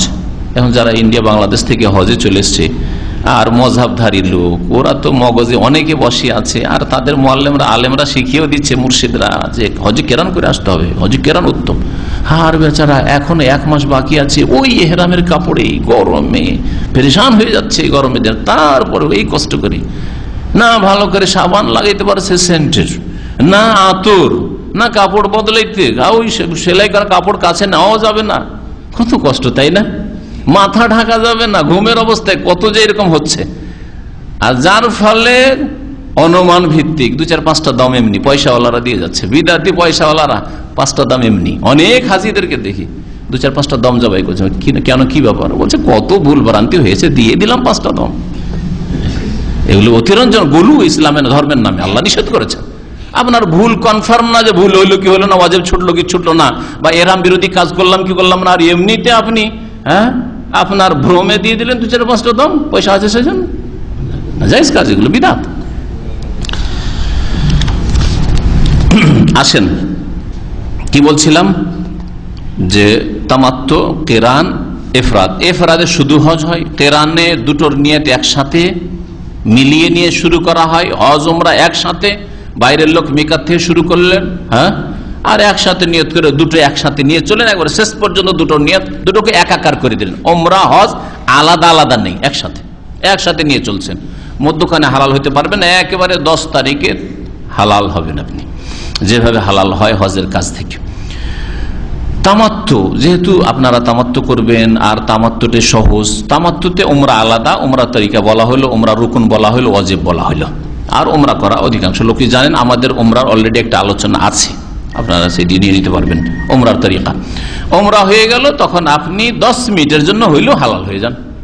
হালাল হওয়ার পরে সেলাইকৃত কাপড় পরলেন, আতর সুগন্ধি লাগালেন, গোসল করলেন, পরিষ্কার পরিচ্ছন্ন হইলেন, আর তারপরে আবার 8 তারিখ হয়ে গেছে, অসুবিধা নেই, 8 তারিখে সকালবেলা উমরা শেষ করলেন, আর তারপরে জোহরের আগে আগে আপনি আবার 5 মিনিটের মধ্যে গোসল করে আবার লাব্বাইক হাজ্জান করে মেনা চলে গেলেন, অসুবিধা নেই, কোনো অসুবিধা নেই।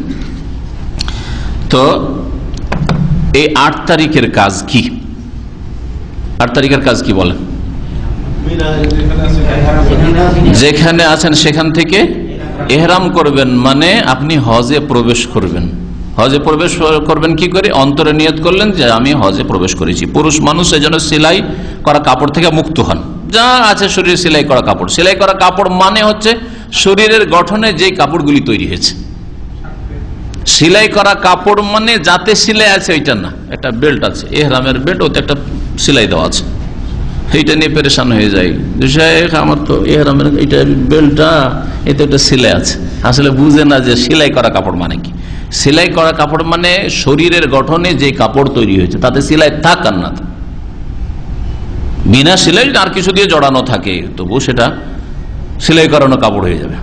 কাঁটা দিয়ে যদি কেউ জড়িয়ে রাখে, সেটা একবারে শরীরের গঠনে একটা গেঞ্জির মতো করে দিচ্ছে, একটা লুঙ্গির মতো করে দিচ্ছে, তাহলে সেটা সেলাই করা কাপড় হয়ে গেল। তাহলে লুঙ্গি হলে কেরালা লুঙ্গি হইতে হবে, বাঙালি লুঙ্গি বা উত্তর ভারতের লুঙ্গি চলবে না, তাই না? বুঝলেন তো? কেরালা লুঙ্গি মানে কি? খোলা খোলা, সেলাই নেই। কিন্তু আমাদের লুঙ্গিতে সেলাই, সেলাই দিলে সেলাই করা হয়ে গেল, জড়িয়ে দেখো শরীরের গঠনে চলে আসলো। আর কেরালা লুঙ্গি একদিক ধরে টানলে চলে গেল, তো কাপড়, ও থানের কাপড়। 8 তারিখের কাজ, যেখানে থাকবে সেখান থেকে এহরাম বাঁধবে, গোসল করবে, সুগন্ধি লাগাবে, এহরামের কাপড় পরবে, পুরুষরা, মহিলারা যে কোনো কাপড় এহরাম করবে। আর অন্তরে নিয়ত করে মুখে বলবে লাব্বাইক হাজ্জান লাব্বাইক আল্লাহুম্মা লাব্বাইক লাব্বাইক লা শারীকা লাক লাব্বাইক ইন্নাল হামদা ওয়ান নি'মাতা লাক ওয়াল মুলক লা শারীকা লাক। তারপরে মেনা যাবে, মেনা গিয়ে সেখানে থাকবে, জোহরের আগে পৌঁছে যাবে, কারণ জোহরের নামাজ থেকে সেখানে শুরু করা উত্তম। সকাল সকাল পৌঁছে যাবে, জোহর, আসর, মাগরিব, এশা, ফজর 5 ওয়াক্ত সালাত আদায় করবে। তারপরে এই নামাজগুলি কিরকম ভাবে হবে? কসর, আপন আপন ওয়াক্ত হবে, জমা হবে না, শুধু কসর হবে, জমা হবে না। মানে প্রত্যেক নামাজ নিজ নিজ টাইমে পড়তে হবে, কিন্তু কসর করে। এই কসর সকলেই করবেন, এই কসর সকলেই করবেন। এখানে ভুল করে মযহাবধারী ভাইয়েরা, বলে আমাদের হাজিদের 15 দিন মক্কায় হয়ে গেছে, সুতরাং আমাদের মযহাব আছে 15 দিন হয়ে গেলে মুকিম হয়ে যায়, সেই জন্য এখন মেনাতে এসে কি করে? পুরা নামাজ পড়ে। ভুল। নবী করিম সাল্লাল্লাহু আলাইহি ওয়াসাল্লাম বাংলাদেশ থেকে আর ভারত থেকে আর দূর থেকে আসা হাজি তো দূরের কথা, নবী সাল্লাল্লাহু আলাইহি ওয়াসাল্লামের সাথে অনেক হাজিরা এমন থেকে এসেছিলেন, 800 কিলোমিটার, 1000 কিলো, অনেক হাজিরা তাবুক এলাকা থেকে এসেছিলেন, হয়তো অনেক হাজিরা দূর দূর থেকে, নজদ থেকে গেছেন, 1000-1200 কিলোমিটার দূর থেকে গেছেন হয়তো। নবী সাল্লাল্লাহু আলাইহি ওয়াসাল্লামের সাহাবায়ে কেরামরা যারা মদিনা থেকেও গিয়েছিলেন, আর যারা মক্কায় ছিলেন, কারণ মক্কা বিজয় হয়ে গেছে তার 2 বছর আগেই, তো মক্কা থেকেও যারা হজ করেছেন তাদের কাউকে এ কথা বলেননি যে মক্কার লোকেরা তোমাদের তো 5 কিলোমিটার দূরে মেনা, সুতরাং তোমরা এখানে তো মুসাফির হওনি, 5 কিলোমিটার তো মুসাফির হয় না, সুতরাং তোমরা কি করো, পুরা নামাজ পড়ো, এই কথা বলেননি। কখন বলেননি? বিদায় হজের, যখন হজের সফর ছিল, তাহলে হজে মেনাতে সকলকে নিয়ে কসর করেছেন। পক্ষান্তরে যখন মক্কা বিজয় করলেন 8ম হিজরি, তার 2 বছর আর মক্কায় নামাজ পড়ালেন, তখন যেহেতু অনেক মুসলিম লোকাল ওখানকার মক্কার, আর অধিকাংশ মুসলিমরা এইখান থেকে গিয়েছেন, তাদের সকলকে নামাজ পড়াতে গিয়ে বলে ইয়া আহলা মক্কা, তা হে মক্কাবাসীরা, মুওয়াত্তা মালিকের সহিহ হাদিস, হে আহলা মক্কা, তা হে আহলে মক্কা, আতিম্মু সালাতাকুম, তোমরা তোমাদের নামাজ কমপ্লিট 4 রাকাত পড়বে, ফাইন্না কওমুন সাফারুন, কারণ আমরা হচ্ছি মুসাফির জাতি, আমরা মুসাফির, আমরা ইমামত করব, 2 রাকাত পড়ে সালাম ফিরে দেব, তোমরা 4 রাকাত নামাজ পুরা করবে। এই কথাটা হজের সফরে বলতে পারলেন না নবী সাল্লাল্লাহু আলাইহি ওয়াসাল্লাম? যদি বাংলাদেশের আর ভারতের হাজিদেরকে যদি 15 দিন হয়ে গেছে, সেই জন্য মুকিম হয়ে গেছে, পুরা নামাজ পড়তে হয়, তো নবী সাল্লাল্লাহু আলাইহি ওয়াসাল্লাম এই কথা বললেন না? মক্কার লোকও তো বললেন না। তাহলে কি বোঝা গেল? হজে যখন চলে যাবে তখন কি করবে? কসর করবে। কিন্তু হ্যাঁ, কতদিন হইলে মুকিম হয়, এটা একটা মাসলা আছে। অধিকাংশ ওলামারা, আর সবচেয়ে বেশি দলিলের দিক থেকে এটাই বলিষ্ঠ, যে 4 দিন কোন জায়গায় স্টে করার, অবস্থান করার নিয়ত করলে মুকিম হয়ে যায়। আপনি এখান থেকে রিয়াজ গিয়েছেন, অলরেডি 4 দিনের নিয়ত করে গেছেন, ওখানে 4 দিন 5 দিন থাকবো, 2 দিন নয়, 3 দিন নয়, বা ঠিক নাই 1 দিনও আসতে পারি, 2 দিনও হইতে পারে, আবার বেশিও হইতে পারে, তাহলে কসর করে যান, কসর করে যান। আপনি 10 দিন হয়ে যাক, 20 দিন হয়ে যাক, এই আজকেই চলে যাবো, এই কালকেই চলে যাবো, এই কালকেই চলে যাবো, আসতেই পারছেন না, কাজ শেষ হচ্ছে না, গরজ পুরা হচ্ছে না, একামারি নল হচ্ছে না, আসতে পারছেন না, হ্যাঁ, আজকে দিলে আজকে চলে যাবো একামা, তাই না? তাহলে আপনি কসর করতে থাকেন সারা জীবনে, এরকম অসুবিধা নেই। কিন্তু আপনি যখন প্রথম থেকে নিয়ত করে নেবেন যে আমি 4 দিন রিয়াজে গিয়ে বা মক্কায় গিয়ে অবস্থান করব, তাহলে আপনি মুকিম, তখন পুরা নামাজ পড়বেন। তাহলে হাজিরা হজে চলে এসছেন, আসার পরে মক্কায় পৌঁছে গেছেন। এখন এই মশলাটা অনেকে জিজ্ঞেস করছে, আর আপনাদেরকে জিজ্ঞেস, আজকে এক ভাই আছেন, ডাক্তার সাহেব এক এসছেন বাংলাদেশ থেকে, উনি জিজ্ঞেস করছেন যে এখন মক্কায় আছি, আমি পুরা নামাজ পড়বো না কসর পড়বো? প্রথম কথা, মুকিম ইমামের পেছনে হারামে নামাজ পড়লে তো প্রশ্ন ওঠে না কসরের, তাহলে তো পুরা পড়তে হচ্ছে, তাই না? কিন্তু এমনি তো যেহেতু হজে এসেছে, আর মক্কায় এখনো মিনা যেতে লেট আছে, আর মক্কায় এখন 4 দিনের বেশি থাকবে, তাই না? 20 দিন 25 দিন 12 বেশি সময় আছে, তাহলে কি করবে? মুকিম পুরা নামাজ পড়বে। তাহলে মক্কাতে ইমামের পিছনেও পুরা নামাজ পড়বে, হোটেলও কখন একাও যদি বাই চান্স নামাজ পড়তে হয় তবুও কি করবে? পুরা নামাজ পড়বে। কিন্তু যেই দিন আবার মক্কা থেকে 8 তারিখে জিলহজ মাসের মেনা চলে যাবে, তখন আবার তার সফর শুরু হয়ে গেছে। সফর কারণ হোক, অথবা কি বলছে নসক, মানে হজে প্রবেশ করা কারণ হোক। ইমাম মালিক রহমতুল্লাহ আলাইহি বা এরকম কিছু আইম্মারা আছে, তারা বলছেন হজটাই হচ্ছে তার সফর এর কারণ, হজে ঢুকেছে সুতরাং সে কসর করবে। আর এক দল বলছেন না, এখন সফর, যখন মেনা চলে গেল তখন কসর করবে, কারণ নবী সাল্লাল্লাহু আলাইহি ওয়াসাল্লামের কোন সাহাবী কে তিনি পুরা নামাজ পড়াননি হজের মৌসুমে। বুঝতে পারছেন মাসালা না? না অস্পষ্ট? তো তাহলে হাজিরা যে ভুলটা করে যে এখানে পুরা নামাজ পড়ে, পুরা নামাজ পড়বে না, বরং কি করবে? কসর করবে আপন আপন ওয়াক্তে। 4 রাকাত বিশিষ্ট নামাজগুলি 2 রাকাত পড়বে, এটাই হচ্ছে কসর। আর তারপরে 9 তারিখ যখন সকাল হলো, এখন কি করবে? 9 তারিখে সূর্য ওঠার পরে আরাফার দিকে রওনা হবে। সূর্য ওঠার পরে গেলেই ভালো, কিন্তু আজকাল যারা হামলার সাথে কাফেলার সাথে যান, সূর্য ওঠার পরে না, রাত 1টা-2টোর দিকে নিয়ে চলে যায়, সেখানে আপনি নিরুপায়, সুন্নতের খেলাফ একটু হচ্ছে, অসুবিধা নেই। কারণ না গেলে আপনাকে গন্তব্যস্থানে পৌঁছাতে পারে, আপনার টেন্ট তাঁবুতে পৌঁছাতে পারবে না, আপনি যেখানে সেখানে ফুটপাতে পড়ে কষ্ট করবেন। সারাদিন কষ্ট করার চাইতে একটু রাতে কষ্ট করে চলে গেলেন, ফজরের সুন্নতটা এখানে, মানে ফজরের নামাজটা পড়া এখানে সুন্নত ছিল, এটাই ছুটলো, অসুবিধা নেই, করেন। এই ক্ষেত্রে তাদের বিরোধিতা করে আপনি নিজেকে কষ্টে ফেলবেন না। কিন্তু সুন্নত তরিকা হচ্ছে যে পায়ে হেঁটে যদি যান, অথবা নিজ স্বাধীন যাচ্ছেন, বা আপনি পারবেন যেতে, তাহলে সকালবেলা সূর্য উঠে যাক, তারপরে আরাফার উদ্দেশ্যে রওনা হন। আরাফায় গিয়ে কি করবেন? সেখানে জোহর আসর কসরও করবেন, আর জমা একত্রিত করবেন। কোন জমা? জামায়ে তাকদিম, মানে অগ্রিম জমা, এটাকে বলা হয়। জোহরের টাইমে আসরটা পড়ে নেবেন, জোহর পড়া হইলো জওয়ালের পরে, তারপরে আসর পড়ে নেবেন। আর তারপরে আরাফার মধ্যে মাগরিব পর্যন্ত কাটাবেন। এই সময়টা কিসে কাটাবেন? নামাজ পড়া হলো, জিকির আজকার, দুয়া, কিবলামুখী হয়ে, হ্যাঁ, এতে যদি সময়টা পার না হয়, আরো নেক আমল রয়েছে, কোরআন তেলাওয়াত করেন, কাউকে কিছু উপদেশ দেন, কেউ শিখান, কেউ শিখেন, এইরকম। তারপরে যখন সূর্য ডুবে যাবে তখন মুজদালিফার উদ্দেশ্যে রওনা হবে। সূর্য ডুবিয়ে দেওয়ার পরে মুজদালিফায় এসে মাগরিবের নামাজ 3 রাকাত পড়বে, এশার নামাজ 2 রাকাত পড়বে, জমা করবে। হ্যাঁ, তাখির এটাকে বলে বিলম্ব করে জমা, কারণ মাগরিবটা এশার রক্তে পড়া, রাস্তায় মাগরিব হয়ে গেছে, মাগরিব পড়বেন না, এশার সাথে জমা করবেন। কিন্তু যদি অর্ধেক রাত পার হয়ে যায়, রাস্তায় বাসে আছেন, পায়ে হেঁটে তো সমস্যা নেই, 2-3 ঘন্টার মধ্যে চলে আসবেন, কিন্তু বাসে আছেন বা ট্রেনে আছেন, ট্রেনে তো চলে আসা যায় সহজে, বাসে বিশেষ করে সমস্যাটা, বাসে আছেন আর আসতে পারলেন না, রাত 11টা হয়ে গেল রাস্তাতে, এখনো মুজদালিফা কখন যাব জানি না, কি করবেন এখন? তাহলে রাস্তাতে বাসে বসে হোক আর বাস থেকে নেমে হোক, যেইভাবে হোক মাগরিব এশা পড়ে নেন, কাজা হয়ে গেলে গুনাহগার হবেন। তারপরে 9 তারিখের কাজ শেষ, তাহলে না সংক্ষেপে 9 তারিখের না, মুজদালিফায় রাত্রে পৌঁছে গেলেন, মুজদালিফা রাতের কাজ শেষ হয়নি, ফজর নামাজ পড়েন, ফজর নামাজ পড়ার পরে কি করবেন? হ্যাঁ, আরাম করবেন।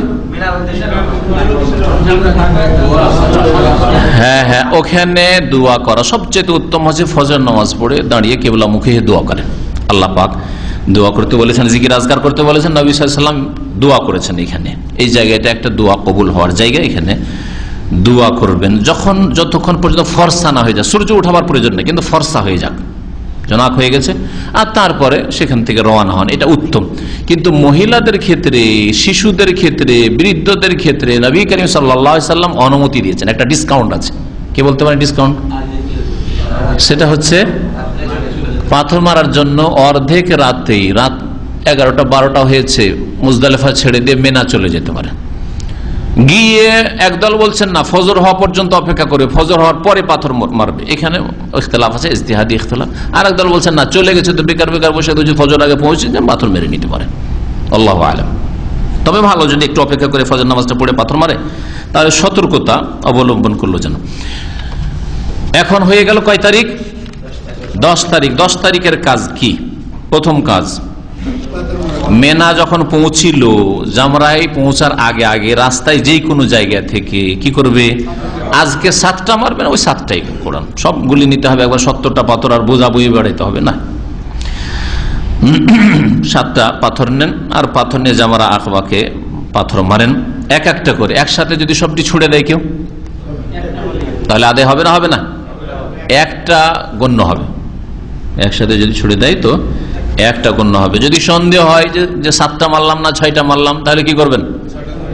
নামাজের মতো, নামাজ যদি সন্দেহ হয় 3 রাকাত পড়লাম না 4 রাকাত, বা 3 রাকাত বা 2 রাকাত, তাহলে কোনটাকে ধরতে হবে? কমটা নিশ্চিত কম ধরতে হবে। 7টা পাথর মারা হলো না 6টা মারা হলো, 6টা ধরে নেন। যদিও 7টা মেরেছেন, একটা ভুলে 8টাই করে দিলেন, তাতে কোনো অসুবিধা নেই, কিন্তু কনফার্ম যাতে থাকেন যে হ্যাঁ কম করিনি আমি। প্রত্যেকটি কম করে তাকবীর পাঠ করবেন। তারপরে 2 নম্বর কাজ কি করবেন? কোরবানি যদি আপনার থাকে, মানে আপনি হজে তামাত্তু করেছেন বা কিরান করেছেন, তার উত্তম হচ্ছে এই সময়টা কোরবানি করে নেওয়া। কোরবানি আজকাল অধিকাংশ লোকেরা করে না, হালকা করতে যায়, বোঝা, এই জন্য ব্যাংকে টাকা জমা করে দিল, ওকিল বানিয়ে দিল, ব্যাংক কয়েক লাখ কোরবানি কিনে রেখেছে, তারা কোরবানি করছে আপনার পক্ষ থেকে। তাহলে কোরবানির অপেক্ষা করার প্রয়োজন নেই। এই মাসলাটা আজকাল অত্যন্ত জরুরি জেনে নেওয়া।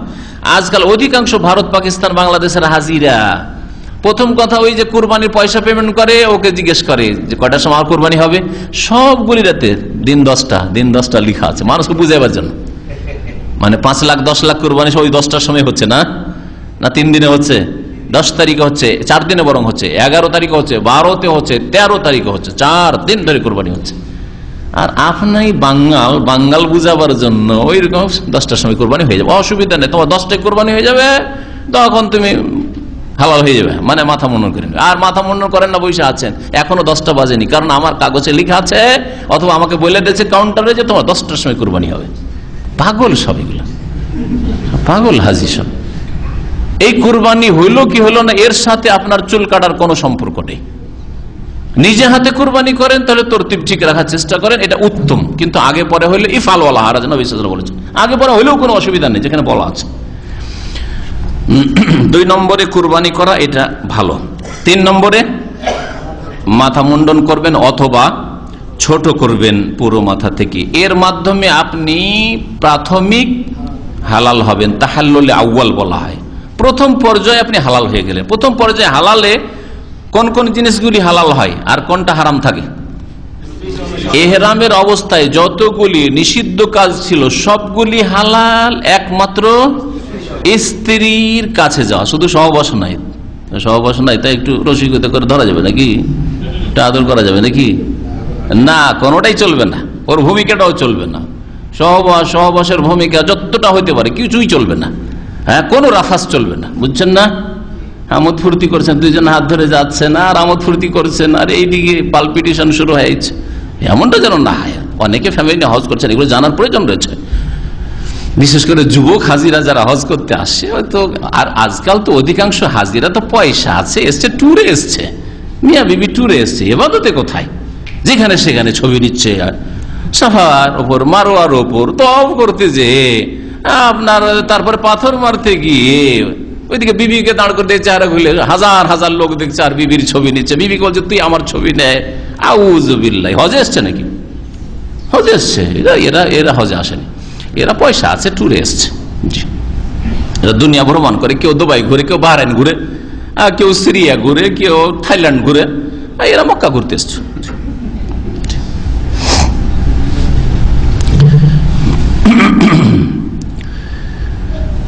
প্রাথমিক হালাল হয়ে যাওয়া মানে এখন আপনি কাপড় বদলে নেন, সেলাই করা কাপড় পরেন, সুগন্ধি লাগান। হ্যাঁ, জি হ্যাঁ, শুধু স্ত্রী হালাল নয়। জি, তারপরে 3 নম্বর কাজ হয়ে গেল, তাই না? 4 নম্বর কাজ হচ্ছে মক্কায় আসেন। মক্কায় আসার পরে বাইতুল্লাহর তওয়াফ করেন, যে তওয়াফের নাম তওয়াফে ফাজা, তওয়াফে জিয়ারা, এর নাম হচ্ছে তওয়াফে ফরজ, তওয়াফে রুকুন, এই সবগুলি নাম তার। এটা হচ্ছে হজের তওয়াফ। আর হজে তামাত্তু যেহেতু করেছেন, ওমরার সাই ওটা হয়ে গেছে, আগে যেটা সাই করেছেন, এখন সাই আপনার বাকি আছে, সাই করতে হবে। আর যদি হজে কেরান করেন বা ইফরাদ করেন তো একটাই সাই যথেষ্ট।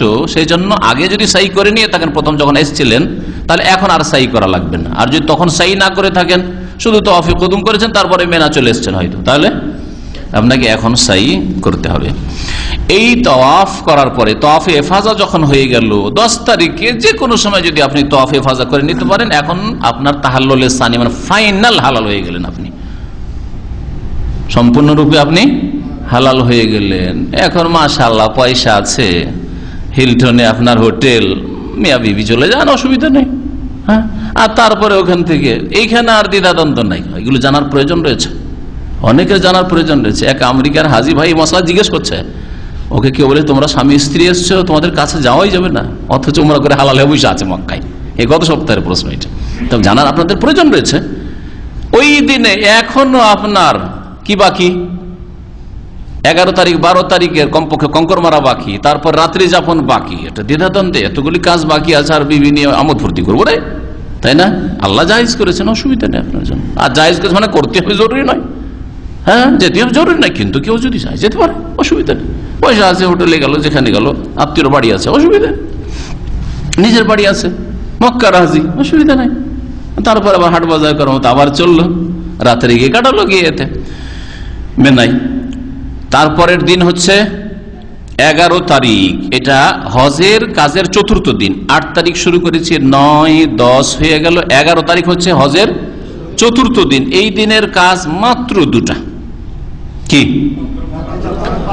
মাথার উপর থেকে সূর্য গড়ে যাওয়ার পরে 3টি জামরাকে মেনার দিক থেকে আসবে, এসে প্রথমটিকে মারবে 7টি, হ্যাঁ, তারপরে দোয়া করবে। দ্বিতীয়টিকে 7টি মারবে, তারপরে একটু এগিয়ে দোয়া করবে, কিবলামুখী হয়ে হাত তুলে দোয়া করবে। তারপরে তৃতীয়টিকে 7টি মারবে, আর থামবেও না, দোয়া করবে না, হ্যাঁ, 3 সাথে 21টি মারবে।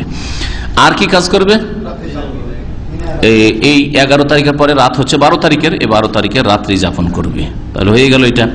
তারপরে হচ্ছে হজের 5ম দিন, তার মানে 12ই জিলহজ, তাশরিকের 2য় দিন 12ই জিলহজ। 12ই জিলহজে এইরকমই 2টি কাজ করবে। কি? এই 3 সাথে 21টি পাথর মারবে, যেই নিয়মে বলা হলো। আর হ্যাঁ, তারপরে এখন 12 তারিখ হয়ে গেছে, কি করবে? হ্যাঁ, এখন আল্লাহ পাক ইখতিয়ার দিয়েছেন, অপশন। আল্লাহ বলছেন, ফামান তাআজ্জালা ফি ইয়াওমাইনি ফালা ইসমা আলাইহি ওয়া মান তাআখারা ফালা ইসমা আলাইহি লিমান ইত্তাকা। সূরা বাকারায় আল্লাহ পাক ইরশাদ করেছেন, ফামান তাআজ্জালা ফি ইয়াওমাইনি, যেই ব্যক্তি 2 দিনে তাড়াতাড়ি হজ শেষ করে আসতে চায়, 2 দিনে, 11 তারিখ পাথর মেরেছে, 12 তারিখ পাথর মারা হলো, 2 দিন হয়ে গেছে, এই 2 দিনকে বোঝানো হয়েছে। 11 তারিখ আর 12 তারিখ এই 2 দিন বোঝানো হয়েছে ইয়াওমাইন। ফালা ইসমালে, তার কোনো গুনাহ নেই।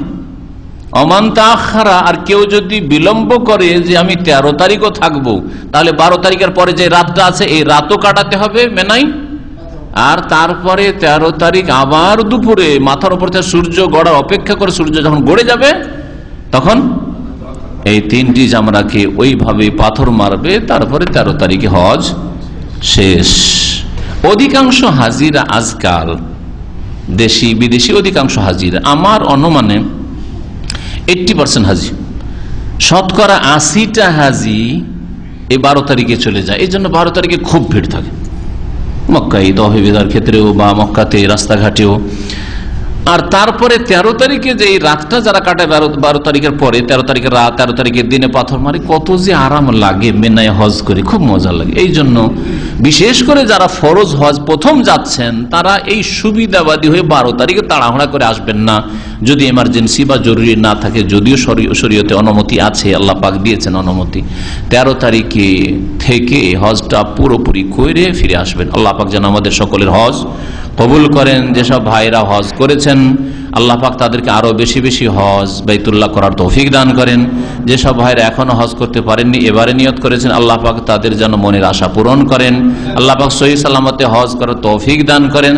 আর যেসব ভাইরা এখনো হজের মতো সচ্ছলতা পাননি, অভাব আছে, আল্লাহ পাক অভাব যেন দূর করে দেন।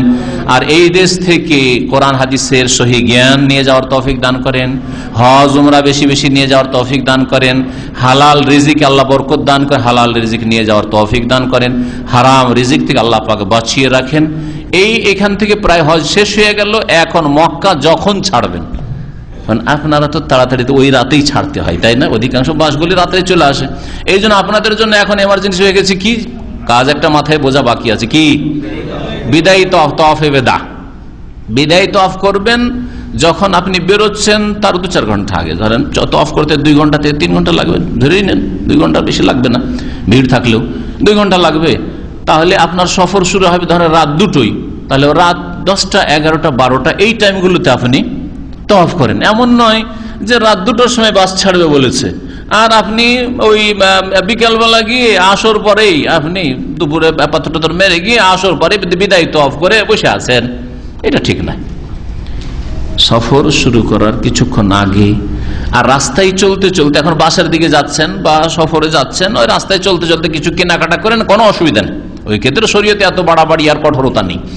কিন্তু এখনো বাজার বাকি, কেনাকাটা বাকি, একদিন আরো থাকবো বা 10-20 ঘন্টা থাকবো আর তওয়াফে বেদাটা সেরেই দিলাম না, এরকম কাজ করবেন না। তাহলে আবার তওয়াফ করতে হবে, বিদায় তওয়াফ করতে হবে। লায়ান ফেরান আহাদুকুম, নবী সাল্লাল্লাহু আলাইহি ওয়াসাল্লাম বলেছে তোমাদের মধ্যে কেউ যেন ফিরে না আসে মক্কা থেকে, হাত্তা ইয়াকুন আখিরু আহদিহি বিল বাইত, যেন শেষ সাক্ষাৎ তার কি হয়, বাইতুল্লাহর সাথে হয়, মানে বাইতুল্লাহর তওয়াফ করে আসে। এই তওয়াফ হচ্ছে ওয়াজিব। জি, তওয়াফ ওয়াজিব কার জন্য? হজকারীর জন্য, ওমরাকারীর জন্য এই তওয়াফ উত্তম, করলে করতে পারে, কেউ করলে করতে পারে, কিন্তু ওয়াজিব নয়। সুতরাং এই উত্তম কাজের জন্য হুকুম দেওয়ার কোনো প্রয়োজন হয় না, কাউকে নির্দেশ দেবেন যে করেন, তওয়াফে বেদা উমরা এসছেন না, কোনো প্রয়োজন নেই। আর কিছু বাকি থাকলে জিজ্ঞেস করেন, আর না হইলে যেতে পারেন। সাল্লাল্লাহু নবিয়ানা মুহাম্মদ ওয়া আলা আলিহি ওয়া সাহবিহি আজমাইন। হাজী সাহেবরা ইন্ডিয়া বাংলাদেশের হাজী, হজ ধরেন 13 তারিখে শেষ হয়, 13 জিল হজ, আর ওই মুহররমের 1 তারিখে প্রায় যাবেন, তাহলে বিদায় তওয়াফ কখন করবেন? যেই দিন তার জিদ্দা নিয়ে যাবে এয়ারপোর্টে, তার 2-4-5 ঘন্টা আগে বিদায় তওয়াফ করে নেবেন। প্রত্যেকটা তওয়াফ মানে তওয়াফ ফরজ হোক, ওয়াজিব হোক, সুন্নাত হোক, নফল হোক, যে কোনো তওয়াফ হোক, তওয়াফ 7 চক্কর, তার সাথে 2 রাকাত নামাজ পড়া সুন্নাত, মুখস্থ করে নেন। আমাদের ভাই জিজ্ঞেস করছেন যে বিদায় তওয়াফে কি নামাজ পড়তে হবে? প্রত্যেক তওয়াফে বাইতুল্লাহর তওয়াফ করে সম্পূর্ণ তখনই হবে যখন 2 রাকাত সুন্নাত আপনি পড়লেন। জি, মুজদালিফায় নবী সাল্লাল্লাহু আলাইহি ওয়াসাল্লাম বেতরের নামাজ পড়েছেন কিনা কোনো প্রমাণ নেই। সফরে পড়েছেন, কিন্তু মুজদালিফায় বেতরের নামাজ পড়েছেন কিনা বা ফজরের সুন্নাত পড়েছেন কিনা কোনো প্রমাণ নেই। সুতরাং এই ক্ষেত্রে কেউ পড়লে নিষেধ করব না, কারণ সফরে নবী সাল্লাল্লাহু আলাইহি ওয়াসাল্লাম পড়তেন। আর এইখানে পড়েছেন কিনা কোনো প্রমাণ নেই, সেজন্য কাউকে পড়তেও বলবো না। কোরবানির বদলে যদি রোজা রাখে, 3টে রোজা মক্কায় রেখে আসবে, ঈদের দিন ছাড়া, ঈদের দিন রাখবে না। 10 তারিখে রোজা রাখা হারাম, রাখবেই না। আর 11, 12, 13 তারিখে যথাসাধ্য রাখবেন। আইয়ামে তাশরিকে রোজা রাখা অপছন্দনীয়। তাহলে তার আগে 7, 8, 9 এই তারিখগুলো, বা 6, 7, 8 এই তারিখগুলিতে আপনি 5 তারিখে হয়তো পৌঁছে গেছেন, তাহলে 6 তারিখে রোজা শুরু করে দেন। 6, 7, 8 এর মধ্যে রোজা শেষ। আরাফার দিনে হাজিরা যেহেতু নবী সাল্লাল্লাহু আলাইহি ওয়াসাল্লাম রোজা রাখেননি, না রাখলে ভালো, তবে রাখলে জায়েজ আছে যেই ব্যক্তি কোরবানি দিতে পারছে না তার জন্য। কিন্তু কোরবানির দিন রোজা রাখা জায়েজ নয়। 11, 12, 13 তারিখ রোজা রাখা অপছন্দনীয়। টাইম যদি শর্ট হয়ে যায়, ধরেন আপনি তার আগে পারেননি, তাহলে তাশরিকের দিনগুলিতে রোজা রাখতে পারেন, কিন্তু কোরবানির দিনে রোজা রাখা যাবে না। ঠিক আছে, রোজা রেখে আসেন, অসুবিধা নেই। আগে রেখে এলেন, এটা ভালো। মেকআপ থেকে এখান থেকে নিয়ত করেন যে আমি নিয়ত করেছি, মনে মনে কাপড় বদলালেন না, তাহলে এহরামে নিষিদ্ধ কাজ করলেন। তো এর জন্য আপনি ক্ষতিপূরণ কি দিবেন? আল্লাহ ইখতিয়ার দিয়েছেন, 3টা রোজা রাখলেই চলে। তখন হয় কোরবানি দেন, নাই 6টা মিসকিনকে খাওয়ান, আর না হলে 3টা রোজা রাখেন। 6টা মিসকিনকে খাওয়াইতে পারেন, 6টা গরিব মিসকিনকে খাওয়াইতে পারেন, একবার একদিনের খাবার। হ্যাঁ, 6, 10, 60 রিয়াল, 6, 10, 60 রিয়াল কোনো গরিব মিসকিনকে খাওয়াই দিলেন, ওইখানে এইখানে অসুবিধা নেই, খাওয়াই দিলে চলে ওখানে। হ্যাঁ, না অসুবিধা নেই। হ্যাঁ, তো এইটা করে নেবেন, আর বাকি আল্লাহর কাছে গুনার মাফ চাইবেন। কিন্তু এইরকম সরকারি আইন অমান্য করে যাওয়া ঠিক না। কথা বলছেন? খালাস, হাজি নেই এবছরে মনে হয়। আস্তাগফিরুল্লাহ, আস্তাগফিরুল্লাহ। হ্যাঁ।